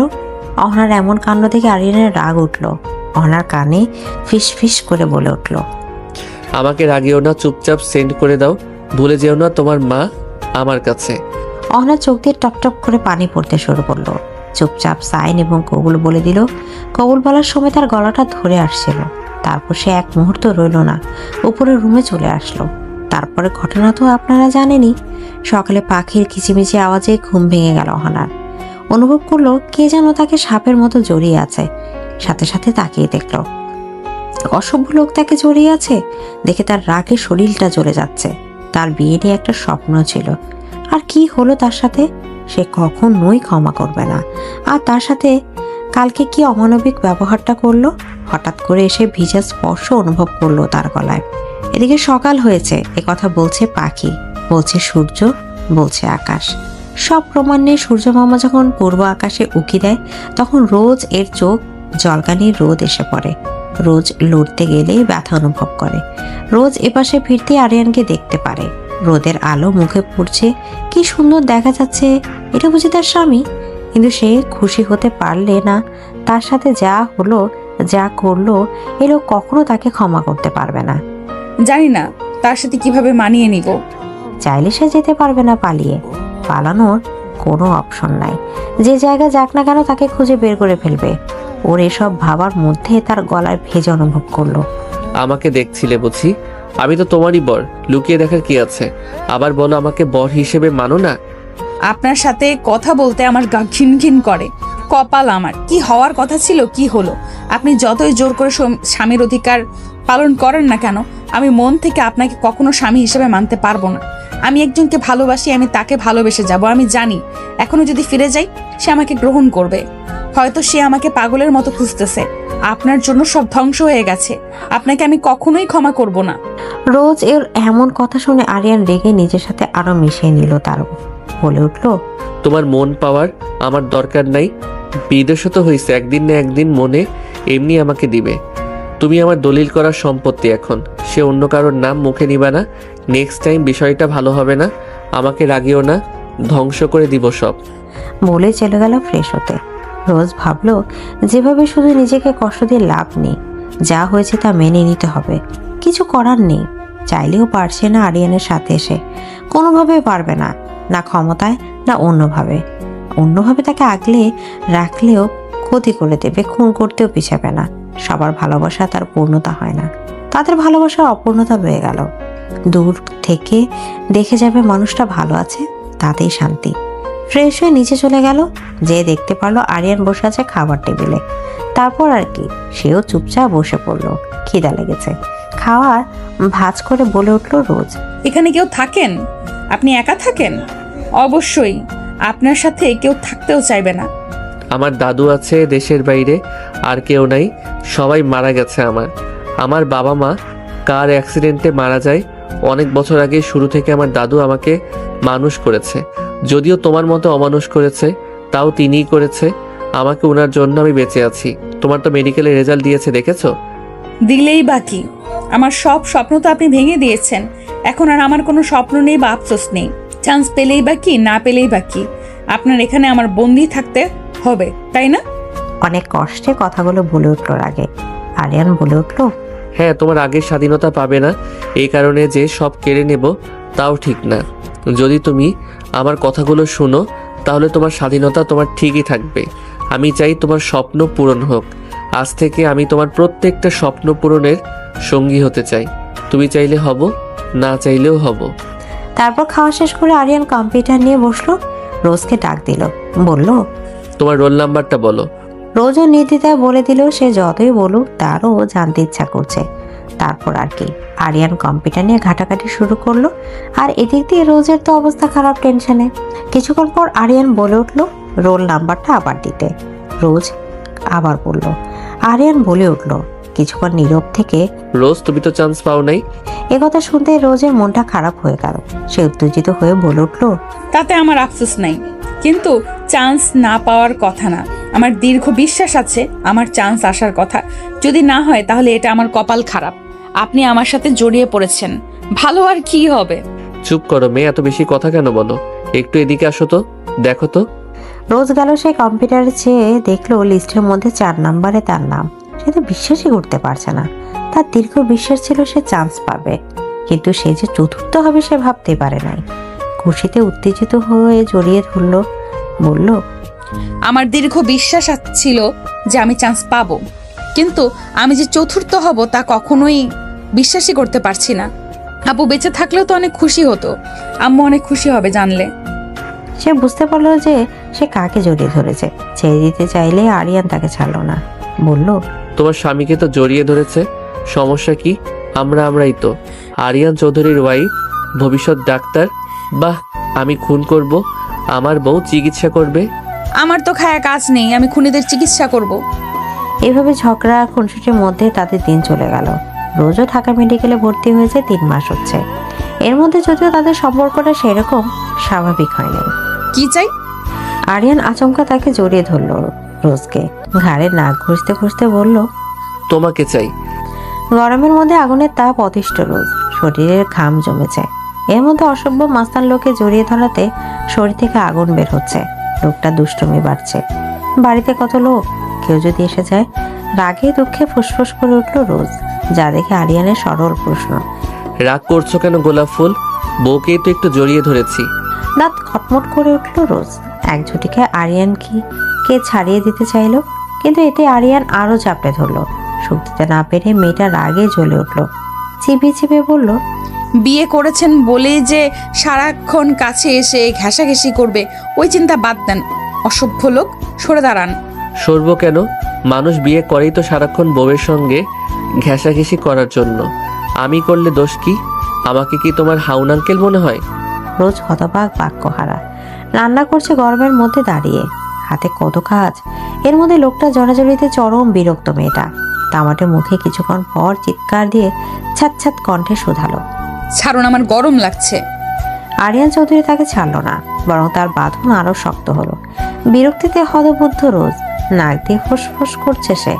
এতে আরিয়ানের দুষ্টুমি গাঢ় হলো। বউকে আর একটু রাগিয়ে দিতে আচমকা ঠোঁট ছুঁয়ে দিল ঘাড়ে। পরপর দুষ্টু হেসে রোজের কানের কাছে মুখ গুজে আওড়ালো, তোমার উড়ু উড়ু দুষ্টু নিঃশ্বাসের শব্দে ঘন্টা বাজে আমার মনে। গোলাপি ঠোঁটে ওই কোমল হাসি, মধ্যাহ্নের রোদে বাজে প্রেমের কাহিনী শশী। ওই মিষ্টি ঝিলমিল জলে উজান বয়ে যায় মনে। সরু নাকের ডগায় ঝলমলে ঘামের কণায় নেশা ধরে যায় আমার চোখে। যেন তুমি জলজলে কোনো প্রেমের আভা। প্রেমের এই খেলা দুপুরের ছায়ায় তোলা। চলো আলিঙ্গনে মিশে যাই, চলো সারা দুনিয়া ভুলে যাই, চলো হারিয়ে যাই উড়ে উড়ে প্রেমের কোনো রাজ্যে। তুমি আমি মিলেমিশে আজ এই উষ্ণতার ছন্দে ছন্দে বিনিময় করব প্রেমের লেনদেনে। আজ একটুখানি হয়ে যাক সুইটার। ক্রোধে যেন রোজের গায়ে এবার ফোসকা পড়ল। সে হিসিসে উঠল। আচমকা মাথায় দুষ্ট বুদ্ধি এলো। ত্রস্ত হাতে রাখা গরম খুন্তিখানা সাইমনের গালে ছোঁয়ালো। মুহূর্তে যেন আরিয়ান চৌধুরীর রোমান্টিকতায় গরম ছ্যাক পড়ল। সে রোজকে ছেড়ে দিয়ে 2 পা পিছিয়ে গেল। গালে হাত দিয়ে কটমট কণ্ঠে শোধালো, এটা কি করলে? কেন, হট চুমু দিয়েছি, মজা লাগছে না জান? আরো লাগবে? রোজ খুন্তি হাতে 2 পা এগিয়ে আসলো। আরিয়ান তস্ত্র 4 পা পিছিয়ে গেল, যা দেখে রোজ খিলখিল হেসে উঠল। এই সুযোগ ওখান থেকে আরিয়ান দৌড়ে পালালো। এরপর দুঃখী গলা বিড়বিড় করে বলল, ডাকাত বউ, চেয়েছি চুমু, দিয়েছে খুন্তি। এভাবে তাদের ঝগড়া খুনসুটিতে দিন যাচ্ছে। যদি এত ভালো যায় না, তাও এত খারাপ না মানিয়ে নেওয়ার চেষ্টা করছে সে। যদিও আরিয়ান থেকে কোনোভাবে জোরাজোরি করে না, তাকে স্বাধীনতা দেয়, তার অনেক কেয়ার করে। এই যে বাড়িতে এত কাজের লোক থাকতেও সে যেদিন ছুটি পায় সে রান্না করে। যদিও আরিয়ান বকাবকি করে, তারপরও সে রান্না করে। রান্না করতে তো তার ভালো লাগে। আজ শুক্রবার, তাই সে রান্না করতে চলে আসছে। এই অসভ্য লোক দিন দিন অসভ্যতামি করেই যাচ্ছে। অতিরিক্ত অসভ্যই লোক। তার আম্মু অবশ্য জামাইয়ের প্রশংসার পঞ্চমুখ নিজের ছেলে পেয়েছে মনে হয়। তার সংসারটা হয়েও হলো না। অন্য জায়গায় মন দিয়ে কি অন্য জায়গায় সংসার করা যায়? যার কপালে পড়েছে সে জানে না যায়, কারোর সাথে শেয়ার করা না যায়, ফেলে দেয়া। এটার কষ্ট আমার কপালে পড়তে সেই জানে। না যায় কারোর সাথে শেয়ার করা, না যায় ফেলে দেয়া। 7 মাস হয়ে গেল তার বিয়ে হয়। দিনের পড়ার আগে তার সাথে স্বামীর অধিকার ফলায় নেই। এই 7 মাসে অনেক কিছু চেঞ্জ হয়ে গেছে। আমি রাজকে ভুলতে পারছি না, না ও পারছে। অবশ্যই আজ আমার সাথে যোগাযোগ করার অনেক চেষ্টা করেছে, আমাকে ফিরিয়ে নেওয়ার চেষ্টা করেছে। আমি আবেগ দিয়ে ভাবলেও একবার পরে বিবেক দিয়ে ভাবলাম, যা হওয়ার হয়ে গেছে।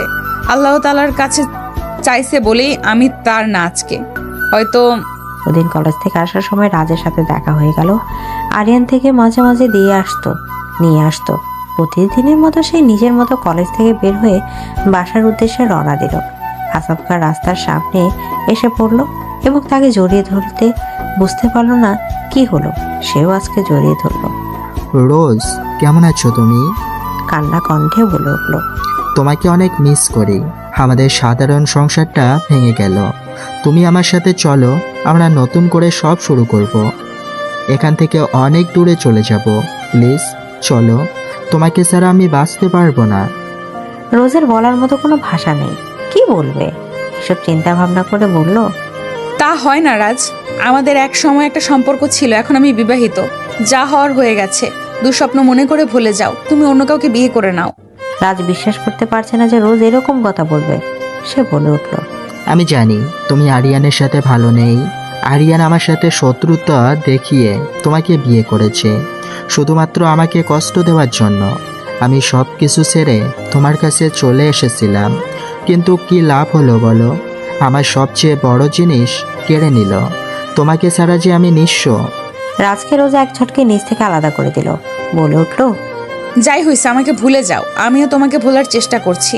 ভালো থাকো। বলেই চলে গেল। তারপর সে বাসায় চলে আসলো। কিছুক্ষণ পর আরিয়ান বাসায় আসলো। কিছুক্ষণ নীরব থেকে বলে উঠল, ভালো লেগেছে না পুরনো প্রেমিকের সাথে সময় কাটিয়ে? আপনি কি বলতে চাচ্ছেন? আরিয়ান এক ঝটকায় রোজের কাছে এসে জাপটে ধরে বলে উঠল, বুঝোস না কি বলি? তুই আমার সম্পত্তি, তোকে টাচ করা শুধু দিকের আমার রাজ তোকে জড়িয়ে ধরলো কিভাবে দিলি কেন তুইও কিভাবে জড়িয়ে ধরিস? এত বড় সাহস তুই কই পাস? আরিয়ান যেভাবে রোজকে জাপটে ধরেছে বেচারি তো মরে মরে অবস্থা। বহু কষ্টে বলে উঠল। ছাড়ুন আমাকে, লাগছে আমার। আরিয়ান বলে উঠল, আমি ধরলেই তোর লাগে তাই না? রাত যখন ধরেছিল তখন তো লাগে না? আমি কাছে আসলে তোর শুধু সমস্যা, যত ছটফট।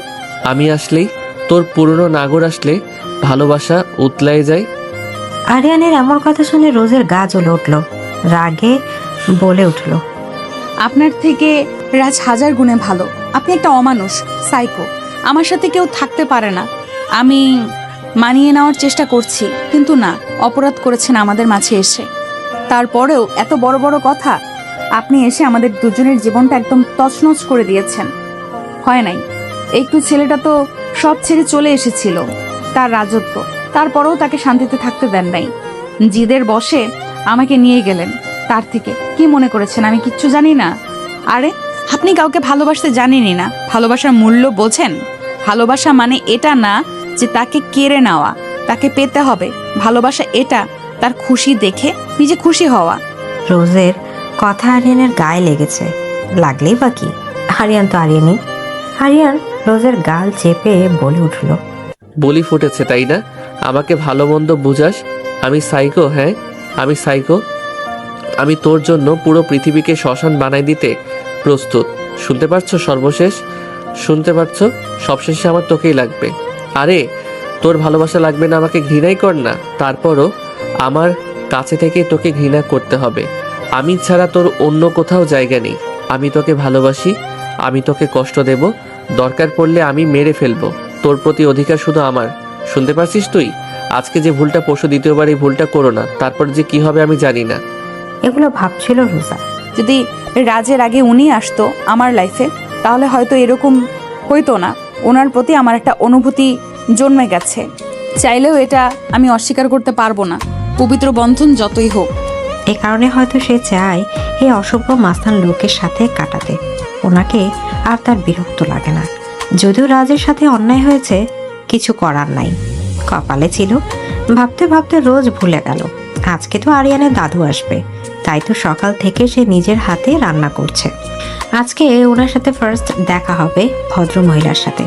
অনেক কথা হয়েছে তার ফোনে, অনেক মিশুক মহিলা।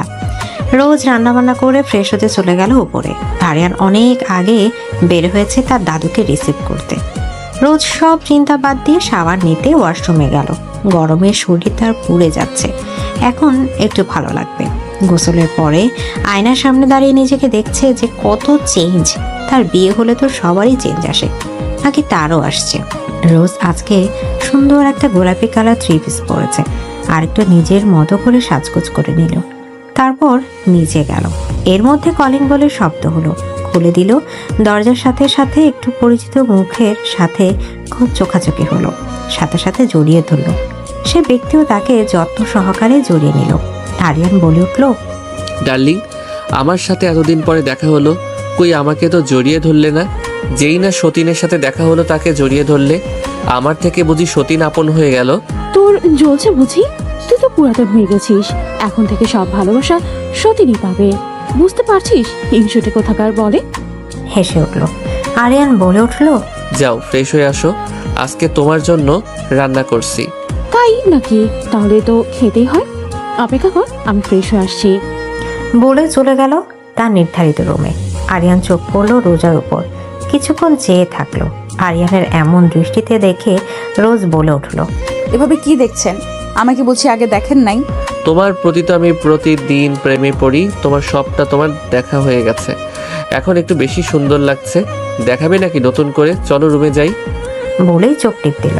আরিয়ানের এমন ইঙ্গিতের কথা শুনে রোজার মুখ লাল হয়ে গেল লজ্জায়। দেখুন। দেখাও, দেখতে চাই আমি। রোজ এক মুহূর্ত এই লোকের সামনে থাকতে চায় না, নাহলে এমন অশ্লীল কথাবার্তা বলে লজ্জা দিয়ে মেরে ফেলবে। তাই সে চলে গেল। আরিয়ানের হাসির শব্দ শুনতে পেল। আরিয়ান ভাবছে কতদিন পরে একসাথে দাদুর সাথে খেতে বসেছে। রোজ আরিয়ান আর দাদুকে খাবার পরিবেশন করে দিচ্ছে এবং সেও খেতে বসেছে। আরিয়ান দাদুকে বলে উঠল, বাহ সতীন, তোর তো দেখি রূপের সাথে হাতের গুলো সেই লেভেলের স্মার্ট। ওর জন্যই বুঝি আমার জামাই তোর প্রেমে পাগল। দাদুর এমন কথা শুনে রোজ লজ্জায় পড়ে গেল। এটা দেখে আরিয়ানের দাদু বলে উঠলো, হ্যাঁ রে লজ্জাবতী, আর লজ্জা পেতে হবে না। টেবিলটা একদম খালি খালি লাগছে। কিছুদিনের মধ্যে যেন আমি এই টেবিলটা ফুল পাই, তাহলে দেখতেও ভালো লাগবে। দাদুর এমন ইঙ্গিতের কথা শুনে রোজ আরো লজ্জা পড়ে গেল। খাওয়া দাওয়া শেষ করে সে যার যার রুমে চলে গেল। আরিয়ান অবশ্য বের হয়েছে, তার তো কাজের অভাব নেই। রোজ মাত্র ঘুম থেকে উঠলো, বিকেলে যে ঘুমিয়েছিল। এখন 8টা বাজে, এতক্ষণ ঘুমিয়েছে ভাবতেই অবাক লাগছে। ফ্রেশ হয়ে বের হলো দাদু খবর নিতে। অবশেষে চাও করে নিয়ে এলো। দাদুর রুমে গিয়ে দেখলো দাদু বসে পেপার পড়ছে। কি করা হচ্ছে সতীন? সতীনের কি আমার খবর নেওয়ার সময় আছে? জামাই রাইখা কি যে বলো, চলে আসলাম, নাও চা। নাদবো? ছোট পোলাপনের মতো 3 পিস পরে আসোস কেন? বিয়ের পর বউদের শাড়ি পরতে হয় সব সময়। দাদুর কথা শুনে রোজ কিছুটা চমকে গেল, বলল, আমি এইটাতেই ঠিক আছি দাদু, আর আমার শাড়ি নেই, আমি শাড়ি পরতে পারি না। এতবার সাথে আসতো মিষ্টি মেয়েটা। মিসেস চৌধুরী নিজের একটা শাড়ি পরিয়ে দেয়। শাড়িতে রোজকে অসম্ভব সুন্দর দেখাচ্ছে। মিসেস ইউন শুহ যদিও এত বড় নাতির দাদু, তারপরেও তার ফিগার সে মেনটেন করে রেখেছে। ব্লাউজটা রোজ একটু ডিল হয়েছে, কিন্তু অনেক সুন্দর দেখাচ্ছে। রোজ খেয়াল করে দেয়ালে বড় একটা ছবি, যা দেখে মনে হচ্ছে পুরো পরিবার ওদের। তবে সেখানে একটা মেয়েও আছে, আরিয়ান, মিসেস চৌধুরী এবং আরো 2জন ব্যক্তি ওর সঙ্গে। ভাবছো তো ওরা কে? হ্যাঁ, ওটা আমার ছেলে আর ছেলের বউ, তোমার শ্বশুর শাশুড়ি। এই পুরো বাড়িতে এই একটা মানুষ আছে যে কিনা প্রাণ খুলে কথা বলে। তবে জানিস কি, আজকে আমার নাতি তোকে দেখে আবার প্রেমে পড়বে। মিসেস চৌধুরী রোজ হাত দুটো নিজের হাতের মুঠো নিয়ে আসেন। রোজ, আমি জানি আমার নাতিটা বদমেজাজি, রাগী, কিন্তু ভেতর থেকে নরম। তুই একটু মানিয়ে নে ওকে, তোর তরল মনই কঠিন থেকে তরল বানাতে পারবে। রোজ মিসেস চৌধুরীর কথা উপলব্ধি করতে পারে। রাতে রোজ রুমে বসে আছে। মিসেস চৌধুরীর সঙ্গে সন্ধ্যাটা ভালোই কেটেছে। কথায় কথায় রোজ বাড়িটাও ঘুরে দেখেছে। এবারের পেছন থেকে একটা দরজা আছে। এতদিন ধরে বাড়িতে আছে, কিন্তু এই দরজাটা দেখে নাই সে। তবে সেটা একটু পেছন থেকে আবার যেতে গেলেও অনেক কলকাঠি নাড়াতে হবে। সেই দরজার চাবিটা যদি রোজ পায় তবে পালাতে পারবে, কিন্তু এখন পরিস্থিতি ভিন্ন। এখন আর সে পালাবে না, এসব ভাবছিল রোজ।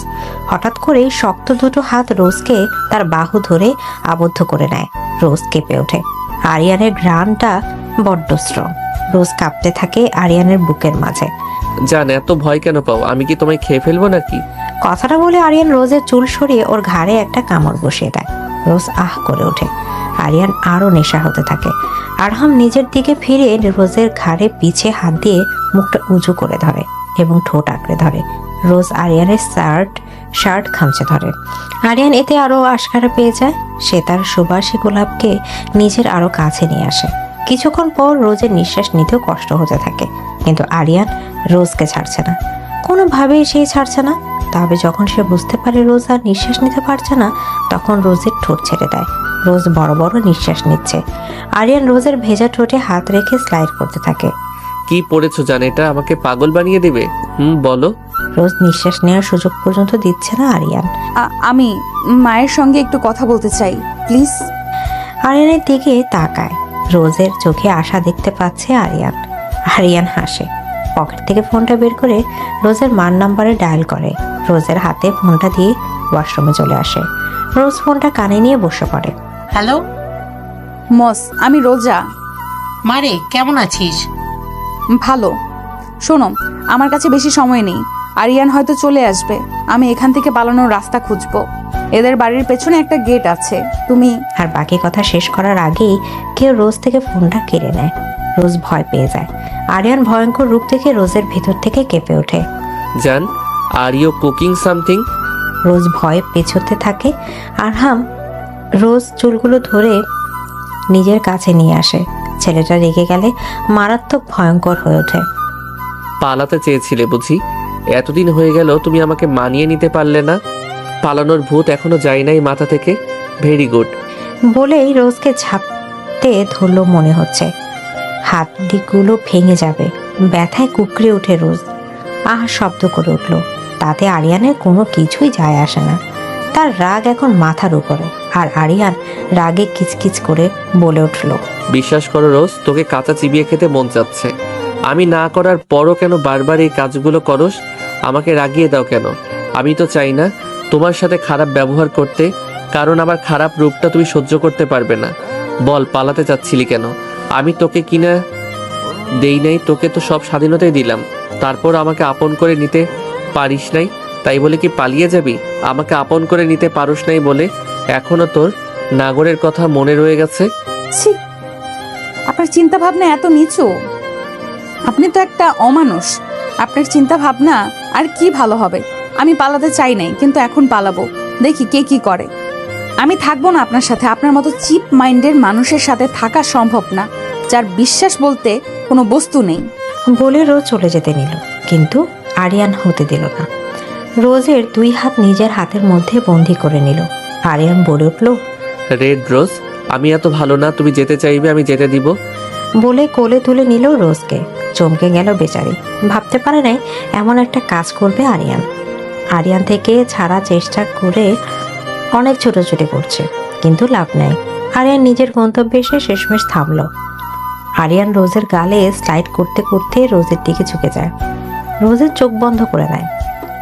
রোজ চোখ বন্ধ হওয়ার সঙ্গে সঙ্গে আরিয়ান চোখ ছোড়ার রোজের ঠোঁটকে আঁকড়ে ধরে। রোজ চোখ খুলতে আরিয়ান চোখে চোখ পড়ে যায়। আরিয়ান প্রথম নিরিবিলে চুমু খেলেও পরে গিয়ে এগ্রেসিভ হয়ে যায়। রোজ আরিয়ানের শার্ট খামচে ধরে, ওকে বিছানায় ধাক্কা দেয়। রোজ কেঁপে ওঠে, ভয়ার্ত দৃষ্টিতে আরিয়ানের দিকে তাকায়। আরিয়ান শক্ত বাহুডোরের ভেতর রোজ সমাহিত হয়ে যায়। রোজের কপালে চুমু খায় আরিয়ান। রোজ আবার চোখ পিটপিট করে তাকায়। রোজ বুঝতে পারছে না লোকটা তাকে ঠিক রাগের আদর করছে নাকি স্বাভাবিক আদর করছে। রোজ চোখ দুটো আরিয়ানের দিকে স্থির। রোজের গলায় মুখ ডোবায়, আর সুবাসী গোলাপের অবিশ্বাস্য মাতাল করা গ্রান আরিয়ানকে কেমন পাগল বানিয়ে দিচ্ছে। আরিয়ান রোজের শাড়ির ভেতর দিয়ে হাত ঢুকিয়ে দেয়। রোজ কেঁপে ওঠে। আরিয়ান হাত রোজের কাতর স্থানে গিয়ে আটকে। রোজ চোখ বন্ধ করে বিছানার চাদর খামচে ধরে। আরিয়ানের হাত রোজের শরীরে বিচরণ করতে থাকে। আরিয়ান লক্ষ্য করে রোজ মুখে যায় বলো তার শরীরে ওর ছোঁয়াতে রিল্যাক্স করছে। আরহাম রোজের শাড়িটা এক টানে খুলে ফেলে। জান, তোমার অনেক কথা, কিন্তু আমার ছোঁয়াতে তোমার শরীর যে সাই দিচ্ছে তাকে কি করে থামাবে? আমার আর কিছু বলতে না দিয়ে আরিয়ান রোজের ঠোঁট আঁকড়ে ধরে। রোজ চুপ হয়ে যায়। আরিয়ান ছোঁয়া এমন পর্যায়ে চলে এসেছে, এখন রোজকে ছেড়ে দিলে মেয়েটার কষ্ট হবে, যদিও আরিয়ান কষ্ট বেশি হবে। এই শক্ত দেহের পুরুষ কঠিন হলেও অসভ্য নয়। সে চাইলে সব নারী তার জন্য পাগল, সব নারীকে তার বিছানায় আনতে পারে সে, কিন্তু সে কখনো এই কাজটি করেনি। আরিয়ান রোজকে টিস করতে চায়। রোজকে চোখের দিকে তাকায়। রোজকে বুক থেকে মুখ তুলে আরিয়ান সোজা রোজের চোখের দিকে তাকায়। আরিয়ান বিচরণ বন্ধ হয়ে গেছে। রোজ শরীরে এটা অনুভব করে রোজ চোখ তুলে তাকায়। জান, তুমি তো আমার ছোঁয়া পছন্দ করো না, আমার থেকে পালাতে চাও। তুমি যাও, রেডি হয়ে নাও, তোমাকে আমি তোমার বাসায় দিয়ে আসি। কিন্তু রোজের মাথা খালি হয়ে গেছে এই মুহূর্তে। তার শরীরে যন্ত্রণা শুরু হয়ে গেছে। রোজ আরিয়ানের হাতটা ধরে টানছে। আরিয়ান ভ্রু কুঁচকে তাকায়। কি হয়েছে? আমি জানি না, আমার শরীরে যন্ত্রণা হচ্ছে। কিন্তু নেই, আমার কষ্ট হচ্ছে। প্লিজ আমাকে মুক্তি দিন। আরিয়ান মুখে বাঁকা হাসি। আরিয়ান আবারও রোজের উপরে চলে আসে। রোজের ঠোঁট আঁকড়ে ধরে। কিছুক্ষণের মাঝে পুরো রুমে শুধু রোজের গোঙানি ভেসে বেড়াচ্ছে। আমার কষ্ট হচ্ছে। রোজ আরহাম পিঠে নখের আছড়ে ভরিয়ে দিয়েছে। আরিয়ান নিজেকে সামলাতে হিমশিম খাচ্ছে, তবে রোজের চোখে এখন পানি। আমি আর পারছি না, প্লিজ। আরিয়ান রোজকে তার বিরক্ত করে না। রোজের গালে চুমু খায়। রোজকে পাঁচকুলে তুলে ওয়াশরুমে নিয়ে আসে। নিজ হাতে রোজ পরিষ্কার করিয়ে গোসল করিয়ে দেয়। রোজ আরিয়ানের শরীরে নিজেকে ঢিল ছেড়ে দিয়েছে। আরিয়ান রোজকে গোসল করিয়ে নাইট ড্রেস পরিয়ে দেয়। আজই আরিয়ান নতুন কিছু ড্রেস আনিয়েছে রোজের জন্য। আরিয়ান রোজ পাঁচকুলে তুলে বিছানায় শুয়ে দেয়। রোজ চোখ বন্ধ করে রেখেছে, সে ক্লান্ত। আরিয়ান রোজের বন্ধ চোখে চুমু খায়, এরপর সরে আসে। ব্যালকনিতে এসে সার্ভেন্টকে কল করে খাবার দিয়ে যেতে। রাত প্রায় 1টা বাজে। এখন সার্ভেন্ট তার কোয়ার্টারে ঘুমাচ্ছিল। আরিয়ানের ফোন পেয়ে সে তড়িঘড়ি করে কিচেনে এসে খাবার গরম করতে দেয়। মিসেস চৌধুরী এর মাঝে ওদের বিরক্ত করেনি। আরিয়ান ফোন কেটে হাসছে, কারণ সে কিস করা মাঝে রোজকে ভায়াগ্রা খাইয়ে দিয়েছিল, যা রোজ বুঝতে পারেনি। তবে এতে রোজ শরীর আরিয়ান ছোঁয়ায় আরো বেশি রিয়াক্ট করা শুরু করে। কিছুক্ষণের মাঝে রোজ নিজের উপর থেকে নিয়ন্ত্রণ হারায়। আরিয়ান রোজের সামনে একটা টেবিল, আর রোজ হলো তার সুভাষী ফুল। আরিয়ান ভেতরে আসে, সার্ভেন্ট খাবার দিয়েছে। আরিয়ান সেগুলো টেবিলে রাখে। রোজের কাছে এসে আরিয়ান রোজ খুব আস্তে ডাকে, রেড রোজ উঠো প্লিজ, খাবার খেতে হবে। রোজ পিট করে চোখ খুলে তাকায়। Get up baby girl. Aryan রোজকে উঠিয়ে নিজের হাতে খাইয়ে দেয়, ওষুধও দিয়ে দেয় যাতে রোজের ব্যথা কমে। এরপর রোজকে আবার শুয়ে দেয়। রোজ ঘুমিয়ে যায়। আরিয়ান ঘুম রেখে বেরিয়ে আসে, সোজা তার স্টাডি রুমে চলে যায়। এখানে তার বিজনেসের সব কাজকর্ম চলে। আরিয়ান তার টেবিলে চেয়ারে বসে কিছু ফাইল চেক করছিল। মিসেস চৌধুরী আরিয়ান স্টাডি রুমের দিকে এগোতে সেখানে লাইট জ্বলা থেকে তিনি ভেতরে চলে আসে। আরিয়ান ল্যাপটপের দিকে মুখ রেখেই বলে, ডার্লিং হোয়াটসঅ্যাপেন এত রাত পর্যন্ত কেন জেগে আছো? তুই জানলি কিভাবে এটা আমি? আমার স্টাডি রুমে আমি ব্যতীত অন্য কারোর যদি পারমিশন না নিয়ে আসার সাহস থাকে তাহলে সেটা হলে তুমি। হ্যাঁ বুঝলাম, তুই এত রাতে বউ রেখে এখানে কি করছিস? কাজ আর করা লাগবে না, যা রুমে যা। আরিয়ান জানে তার দাদুর সঙ্গে আর তর্ক করে লাভ নেই, তাই সে চুপচাপ সেখান থেকে চলে আসে। মিসেস চৌধুরী লাইট বন্ধ করে নিজের রুমে চলে আসে। আরিয়ান রুমে এসে রোজকে বুকে জড়িয়ে নেয়। রোজও ঘুমের মাঝে আরিয়ানের বুকে ঢুকায়। আরিয়ান রোজের কপালে চুমু খায়। আমার রাজ্যে রানী হয়ে থাকতে হবে তোমাকে, সেটা তুমি চাইলে ভালো, না চাইলে আমার ভালো। কথাগুলো বলে আরিয়ান গম্ভীর কণ্ঠে হাসে। এরপর আরিয়ানও ঘুমিয়ে যায়। রোজ ঘ্রাণে ঘুমের ওষুধের মতো মোহ আছে। সকাল হয়েছে, কথা বলেছে পাখি, বলেছে সূর্য, বলেছে আকাশ। সব সাক্ষী প্রমাণ নিয়ে সূর্য মামা যখন পূর্ব আকাশে উকি দেয় তখন রোজের চোখে রোদের এক ঝলকানি এসে পড়ে। রোজ একটু নড়তে গেলে শরীর ব্যথা অনুভব করে। রোজ চোখ খুলে পাশে আরিয়ানকে দেখতে পায়। কি মিষ্টি দেখা যাচ্ছে, ওকে এত সুদর্শন লাগে, মায়াবী। রোজ কালকে রাতের কথা সব মনে পড়তে থাকে। রোজ মনে পড়ে রোজ কাল কিভাবে আরিয়ানকে টেনে ধরেছিল। রোজ ভীষণ লজ্জা পেয়ে যায়, কিন্তু কাল রোজ এমন কেন করেছিল তার কাছে কোনো উত্তর নেই। তবে এখন আর এসব ভেবে লাভ নেই, এখন তাকে যেতে হবে ওয়াশরুমে। শুয়ে থাকলে যে আর হচ্ছে না। রোজ আরিয়ার মাথাটা নিজের বুকের উপর থেকে সরিয়ে উঠে বসে, কিন্তু রোজের পেটে ভীষণ ব্যথা করছে। রোজ নামতে গিয়ে ঠাস করে পড়ে যায়। কিছু পড়ার শব্দ শুনে আরিয়ান লাফিয়ে ওঠে। আরিয়ান দেখে সে যে বালিশে শুয়েছিল সে বালিশ নিচে পড়ে আছে। আরিয়ান ঘুম ঘুম চোখে তাকিয়ে আছে রোজের দিকে। রোজও ছলছল দৃষ্টিতে তাকিয়ে আছে। আরিয়ান কিছুক্ষণ পর শব্দ করে হেসে দেয়। রোজ চোখে পানি চলে আসে। সে এখানে পড়ে গেছে আর এলো কিনা হাসছে। জান সরি, আমারই ভুল, তোমাকে আমার ওয়াশরুমে দিয়ে আসা উচিত। আরিয়ান উঠে রোজকে নিয়ে ওয়াশরুমে দিয়ে আসে। আমার মাজায় ব্যথা পেয়েছি। আরিয়ান রোজ কিউট ঠোঁটে চুমু খায়। সমস্যা নেই, আমি ওষুধ দিয়ে দেব, ঠিক হয়ে যাবে। রোজ মনে হচ্ছে না আরিয়ান থেকে জোর করে বিয়ে করেছে। রোজ আরিয়ানের সব কাজ পর্যবেক্ষণ করছে। আরিয়ান নিজ হাতে রোজকে গোসল করিয়ে আয়নার সামনে এনে দাঁড় করায়। রোজ তাকিয়ে আছে আরিয়ানের দিকে। আরিয়ান রোজ চুল শুকাচ্ছে। সামনে তাকান ম্যাডাম, আমাকে অনেক দেখা যাবে, সারা জীবন পড়ে আছে। রোজ লজ্জা পায় বটে, তাই চোখ সরিয়ে সামনে তাকায়। আয়নার মাঝে রোজ দেখে তার গলায় আরিয়ানের সুন্দর দাঁতের করা আর্ট লালচে বর্ণ ধারণ করেছে। রোজকে একটা জামা পরিয়েছে আরিয়ান। জামাগুলো সব কালকে আনা। রোজ চুল শুকিয়ে রোজকে নিয়ে রুমে আসে আরিয়ান। নিচে যাবে আমার সঙ্গে খেতে, নাকি উপরে নিয়ে আসবো খাবার? গোসল করার পর রোজ যন্ত্রণা আরও একটু কমেছে, তাই বলে, না চলুন নিচে যাই। আরিয়ান নিজে ফ্রেশ হয়ে অফিসের জন্য তৈরি হয়ে নেয়। এরপর সে রোজকে নিয়ে নিচে চলে আসে। মিসেস চৌধুরী আগেই নিচে এসেছে। সব সার্ভেন্ট ব্রেকফাস্ট সার্ভ করছে।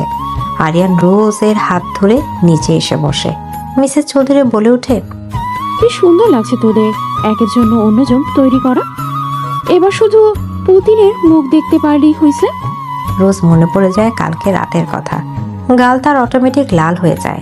এরই মাঝে কে যেন পেছন থেকে বলে ওঠে, হ্যাঁ দাদু, আমার মনে হয় এবার আমার আর আরিয়ানের বিয়েটা করে নেওয়া উচিত। রোজ হঠাৎ করে কেঁপে ওঠে। আরিয়ানের চোয়াল শক্ত হয়ে আসে। এই মারিয়া নামের মেয়েটাকে তার মোটেই পছন্দ নয়। এ বাড়িতে এসে আরিয়ানের সম্পর্কে এসব ফালতু কথা বলার সাহস শুধু ওই মেয়েটারই আছে। মিসেস চৌধুরী পরিস্থিতি সামাল দিতে বলেন। মারিয়া, কেমন আছো তুমি? এসো এসো, আমাদের নতুন বউ দেখে যাও। নতুন বউ? হ্যাঁ, নতুন বউ। এই দেখো আমার রোজ, আরিয়ানের বউ। আরিয়ান বিয়ে কবে করলো দাদু? দাদু, এসব কি হলো? দাদু বলো না, এসব মিথ্যা বলো। আসলে মারিয়া, দাদুকে পুরো কথা শেষ করতে না দিয়ে আরিয়ান বলে ওঠে। আসলে মারিয়া, তোমাকে বিয়ে করার কথা আমার জীবনে ছিল না। আমি এমন কোনো কমিটমেন্ট তোমাকে দেইনি। আমার স্ত্রী রোজ, দয়া করে এই বাড়িতে এসে আমার বউয়ের সামনে আমাকে নিজের হবু স্বামী বলে দাবি করবে না। I hope you understand. Rose উঠো, রুমে যাও। রোজ উঠে দাঁড়ায়, আর তখন রোজ প্রথম মারিয়ান রোজের মুখের দিকে দেখে। তেমন একটা সুন্দর নাম এটা, মেকআপ দিয়ে মুখ ভরা, পোশাক তার ফিটফাট, দেখে বোঝা যাচ্ছে ভীষণ মেকআপ করে। রোজ তো প্রাকৃতিকভাবে সুন্দর, মেকআপ সে খুব একটা পছন্দ করে না। রোজ সামনে মারিয়াকে দেখলে, যদিও রোজ বেশি সুন্দর। আরিয়ান রোজের হাত ধরে ওকে নিয়ে ওপরে চলে যায়। মিসেস চৌধুরী চলে যায় নিজের রুমে। অফিসে বসে নিজের কাজ করছে আরিয়ান, তবে মাথার ভেতর ঘুরছে একটা বিষয়, মারিয়া আর রাজের টার্গেট কি সেটা ভাবছে আরিয়ান। মারিয়া হচ্ছে রাজের খালাতো বোন। এর মাঝে রুমে আসে সিয়াম আর কিছু কথা বলে আরিয়ান হাসে। ওই হাসিতে ভীষণ গভীরতা লুকিয়ে আছে, যে কেউ শুনলে তার শরীরের পশম দাঁড়িয়ে যাবে। এমন সময় আরিয়ান ফোনে নোটিফিকেশন আসে। চৌধুরী বাড়ি একটা ল্যান্ডলাইন আছে, যেটা কমন নাম্বার। সেই ল্যান্ডলাইনে একটা টেলিফোন আরিয়ানের রুমেও আছে। আরিয়ানের রুমের সব কিছু আরিয়ান নিয়ন্ত্রণ থাকে। কেউ যদি ল্যান্ডলাইনে ওর রুম থেকে কথা বলে, সেটা রেকর্ড হয়ে যায়। আরাম ব্রু কুচকে সেটা ওপেন করে। রোজ কারোর সঙ্গে কথা বলছে।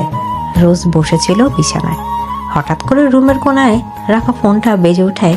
প্রথম ভয় পেলেও পরে গিয়ে সেটা ধরে। রোজ ভেবেছিল সেটা হয়তো আরিয়ান, কিন্তু তাকে ভুল প্রমাণ করে দিয়ে এটা ছিল রাজ। হ্যালো। কে? রোজ? হ্যাঁ রাজ, তুমি? হ্যাঁ, বড্ড কষ্ট করে আরিয়ান বাড়ির এই নাম্বার 2 জোগাড় করেছি। রোজ, তুমি কেমন আছো? আমি ভালো আছি, তুমি কেমন আছো রাজ? ভালো নেই দিদি, আমি তোমাকে ফিরিয়ে আনার চেষ্টা করছি। কিছুতেই লাভ নেই, ও আমাকে কোথাও যেতে দেবে না। আমি চাই না আমার জন্য তোমার সমস্যা হোক, তুমি এসব করো না। আমি কাল থেকে চেষ্টা করছি, কিন্তু কোনো উপায় পাইনি। এইমাত্র এই নাম্বার পেলাম, কিন্তু এতে যে তোমাকে পাবো ভাবিনি। তুমি চিন্তা করো না, তোমাকে ওখান থেকে বের করে আনবো আমি। বলতে বলতে ফোন কেটে যায়। রোজ চোখ বেয়ে পানি গড়িয়ে পড়ছে। তার ভীষণ কষ্ট হয়, তাও বলে উঠল, শোনো, ভুলে যাও, আমিও ভুলে গেছি। রোজ, তুমি এত সহজে কিভাবে মেনে নিলে? চাইলেই কি ভোলা যায়? কিচ্ছু করার নাই, পরিস্থিতি আমাদের এখানে এসে দাঁড় করিয়েছে, মেনে নিতেই হবে। আমি আমার ভাগ্যকে মেনে নিয়েছি। আমি আরিয়ানের সাথে থাকতে চাই। তুমি আর আমার সাথে যোগাযোগ করো না, এটা তোমার জন্য ভালো, আমার জন্য ভালো। তুমি একটা ভালো মেয়ে দেখে বিয়ে করে নাও। আমি যেমন তোমার জন্য সব ছেড়ে দিয়েছিলাম, তোমাকে পাওয়ার জন্য আমি নিজের হাতে সব আবার নিব। এই আরিয়ান চৌধুরীকে আমি শেষ করে দেব। I am promise. আমি ওকে সব দিয়ে দিব। আমি ওকে সব দিয়ে দেব না, অনেক ছাড় দিয়েছি। আর না, খুব শীঘ্রই আমাদের দেখা হচ্ছে। বলে ফোনটা কেটে দিল। রোজ ভেবেছে কি থেকে কি হয়ে গেল। সে নিজেও আরিয়ানের সাথে জড়িয়ে গেছে মায়ায়। রাজ যদি রাগের মাথায় উল্টাপাল্টা কিছু করে, আরিয়ানের যদি ক্ষতি করে দেয়। দেখতে দেখতে অনেকটা দিন চলে গেল। সময় স্রোত কারো জন্য অপেক্ষা করে না, তার গতিতেই চলে। প্রায় 2টা মাস কেটে গেল। এর মাঝে তার আর আরিয়ান সম্পর্ক আগে থেকে একটু স্বাভাবিক। ঝগড়া খুনসুটি কি তাদের দিন কেটে যাচ্ছে। নীরবতা ঝড়ের আভাস তারা তো জানে না। তাদের জীবনে বড় ঝড় আসতে চলেছে খুব শীঘ্রই। সময় তার গতিতে চলে, কারো জন্য কেউ বসে থাকে না। তেমনি আরিয়ান তার ব্যবসা নিয়ে বিজি, আরও তার মেডিকেল কলেজ নিয়ে পড়াশোনা মন দিচ্ছে।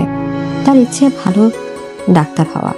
তার মাঝে মাঝে ভাবতেও হাসি ওঠে, সিনেমার মতো তার জীবনটা মিলে গেছে কিছুটা।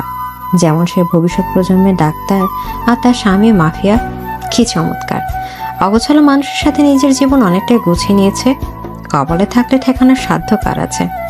এই মানুষটার সাথে থেকেও এতদিনে এটা বুঝতে পেরেছে পুরো পৃথিবী একদিক দিয়ে, আর সে একদিকে। তাকে এই মানুষটা প্রচন্ড পরিমাণ ভালোবাসে।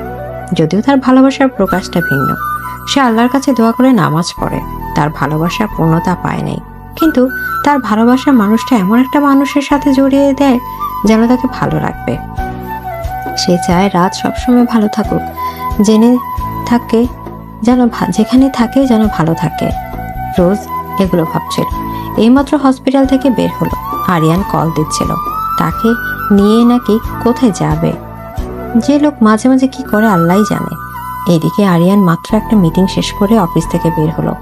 এখন তার একটাই কাজ, তার বউয়ের সাথে দেখা করা, তার সাথে সময় কাটানো। সে তো আর জানে না তার সাথে হতে চলেছে কি, আদৌ কি তার আশা পূরণ হবে, তাদের দেখা হবে তো। সে এখন আর কিছু ভাবতে চায় না। গাড়ি নিয়ে বের হয়ে পড়লো আজকে। সেই গাড়ি চালাচ্ছে। রোজকে মেসেজ পাঠালো একটা। আমি হসপিটালের নিচে এসে তোমাকে কল দিলে বের হবে, এর আগে না, সাবধান। রোজ আরিয়ানকে মেসেজ দেখে হেসে দিল। আরিয়ান গাড়ি চালানোর সময় হঠাৎ করে খেয়াল করলো একটা গাড়ি পিছু করছে। একবার তো লেগে গিয়েছিল, ভাগ্যক্রমে বেঁচে গেছে। হুট করে সে দেখলো তার গাড়ির ব্যাগ কাজ করছে না। শেষমেশ আর রক্ষা হলো না, গাড়িটা ব্যাক ফেল করে নির্জন জায়গা একটা গাছের সাথে বাড়ি খেলো। রোজ নাম্বারে কল এলো আরিয়ানের। নাম্বার থেকে সে ভাবলো এসে গেছে, তাই সে হাসপাতাল থেকে নেমে এলো। আবার কল আসলো, রিসিভ করলো। অচেনা কণ্ঠ একটা ভেসে এলো। রোজ বলে উঠলো, কে? ওপাশ থেকে একজন বলে উঠলো, আমি ডাক্তার রায়ান বলতেছি, পপুলার হাসপাতাল থেকে। আরিয়ান চৌধুরীর ফোনে আপনার নাম্বার পেলাম। আপনি ওনার ওয়াইফ, অবশ্যই ওয়াইফ দিয়ে সেভ করা নাম্বারটা। হসপিটালের কথা শুনে ইচ্ছেমকে উঠলো, বলে উঠলো, হসপিটালে কেন? উনি কোথায়? ওই পাশ থেকে রাহান বলে উঠলো, রিল্যাক্স মিসেস চৌধুরী, নিজেকে শক্ত করুন। তেমন কিছু না, একটা ছোট অ্যাক্সিডেন্ট হয়েছে। আরিয়ান চৌধুরী অ্যাক্সিডেন্ট হওয়ার পর কিছু মানুষ ওনাকে হসপিটালে এনে ভর্তি করালো। আমি আসতেছি। এখনই বলে ফোনটা কেটে দিল আর আরিয়ানের অ্যাসিস্ট্যান্ট সিয়ামকে কল দিল। সিয়াম ফোন ধরতে রোজ বলে উঠলো, ভাইয়া আপনার স্যার অ্যাক্সিডেন্ট করেছে হসপিটালে, আপনি তাড়াতাড়ি যান, আমি আসতেছি। সিয়ামকে কিছু বলার সুযোগ না দিয়ে ফোনটা কেটে দিল। সিয়াম এই খবর পেতেই হসপিটালের উদ্দেশ্যে রওনা দিল, গার্ড নিয়ে রওনা দিল। হাসপাতাল থেকে বের হয়ে পড়লো হুট করে। তার মাথাটা চক্কর দিয়ে উঠল, সেদিকে পাত্তা দিল না। আর এখন দরকার হাসপাতালে পৌঁছানো। আরিয়ান অবশ্যই তাকে হাসপাতাল থেকে বের হতে না করেছিল। সে আসা আগ পর্যন্ত, কিন্তু সে তো এই কথা রাখতে পারবে না। উনি অবশ্যই জানলে বকাবকি করবে। রোজ যেই না রাস্তা পার হতে নেবে, অমনি হুট করে একটা গাড়ি এসে আচমকা হাত বাড়িয়ে থাকে, গাড়িতে তুলে নিল। আচমকা এমন হওয়ায় রোজ কিছুটা ভয় পেয়ে যায়। রোজকে ভয় পেতে দেখে পাশে থাকা ব্যক্তি বলে ওঠে, ভয় পেও না, আমি রোজ। রোজ পরিচিত কণ্ঠ পেয়ে চেয়ে দেখে। রোজ চমকে যায়, বলে ওঠে, তুমি আমাকে এইভাবে নিয়ে এসেছো কেন? আরিয়ান জানতে পারলে বিষয়টা কেমন হবে বুঝতে পারছো? রোজের এমন কথা শুনে রোজ হেসে উঠল, মনে হয় মজার কথা শুনল। রোজ বলে উঠল, হাসছো কেন মারিয়া তুমি? হ্যাঁ আমি ভাবি তোমার একমাত্র ননদ। মানে? কিছুক্ষণের মধ্যে তোমার আর রাজভাইয়ের বিয়ে হবে। আমি রাজভাইয়ের খালাতো বোন, তো সে সম্পর্কে তুমি আমার ভাবি না। তারপর আমি আরিয়ানকে বিয়ে করব।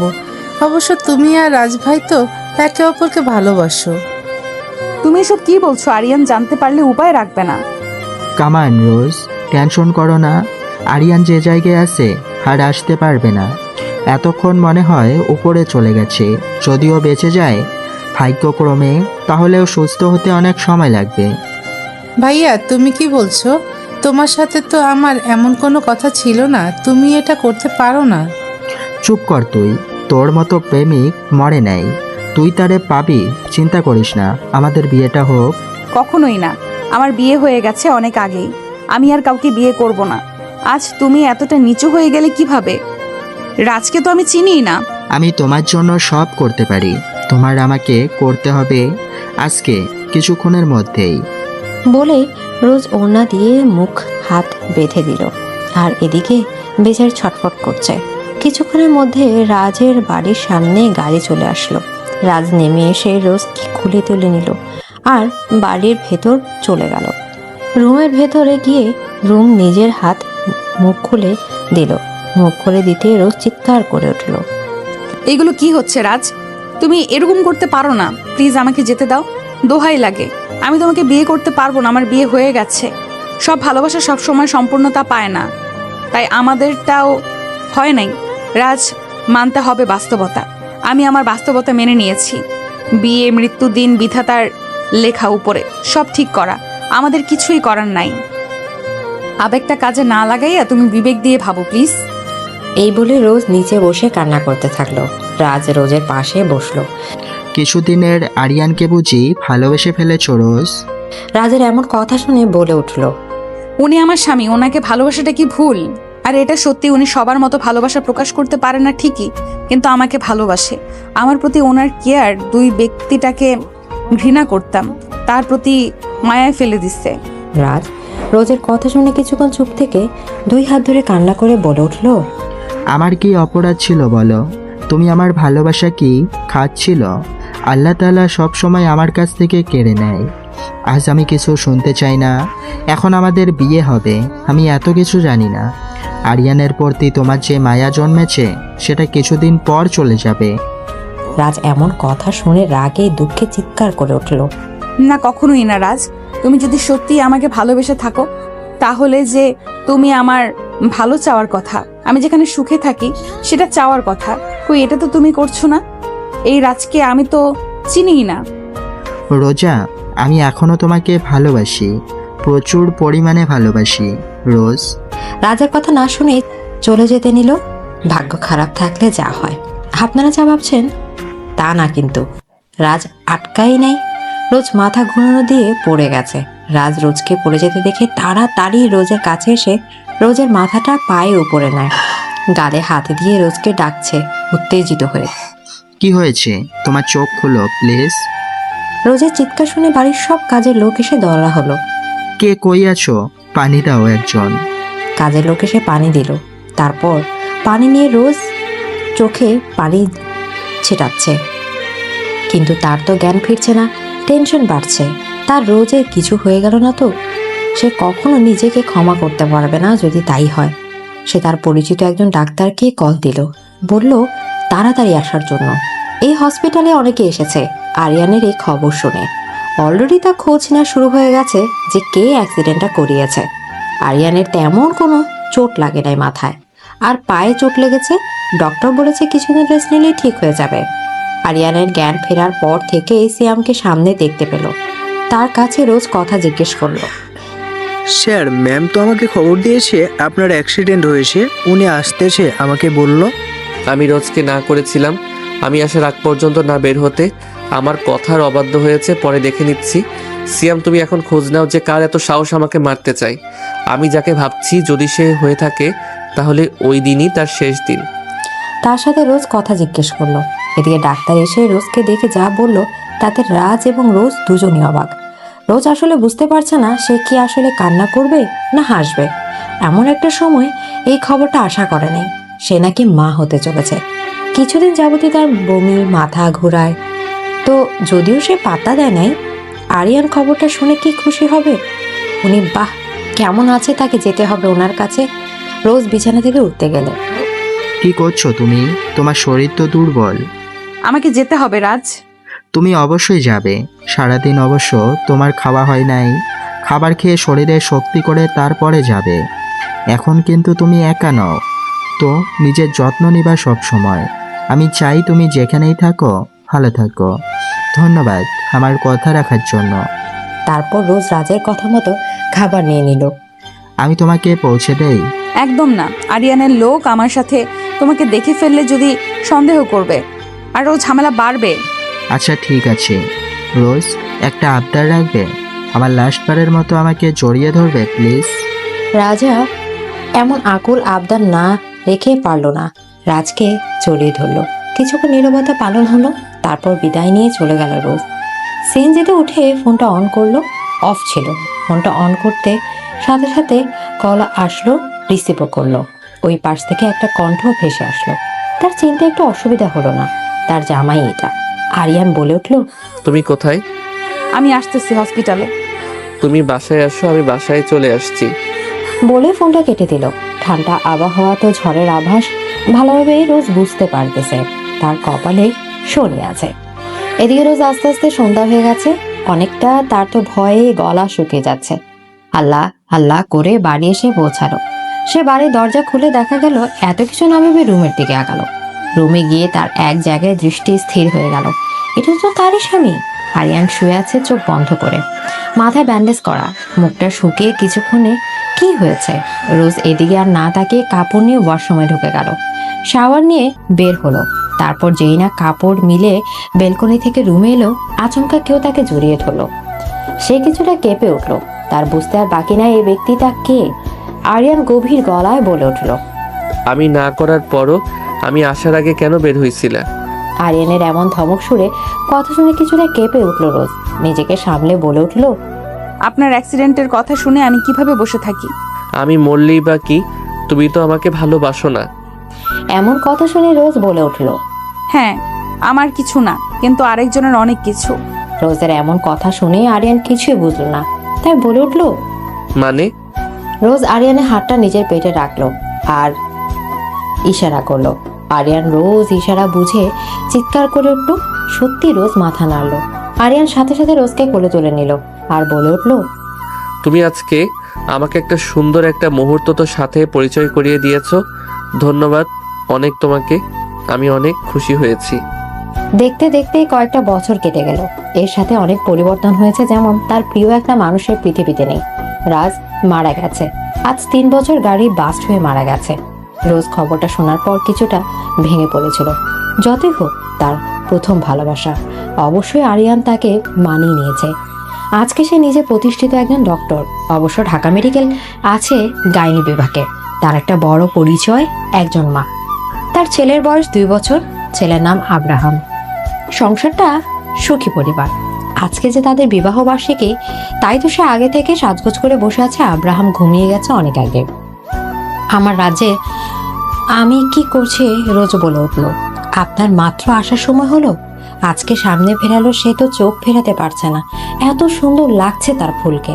রোজকে জড়িয়ে ধরে বলে উঠল, তোমার স্বামী একজন মাফিয়া লিডার, 40টা কোম্পানির মালিক, ফ্রান্স, মালয়েশিয়া, জাপান, এগুলো আমার দায়িত্বে থাকে। সবসময় আমাকে যুদ্ধ করতে হয়। আমার ঘরের বাইরে শত্রু ভরা। হয়তো তোমাকে আর 5টা স্বামীর মতো সময় দিতে পারি না।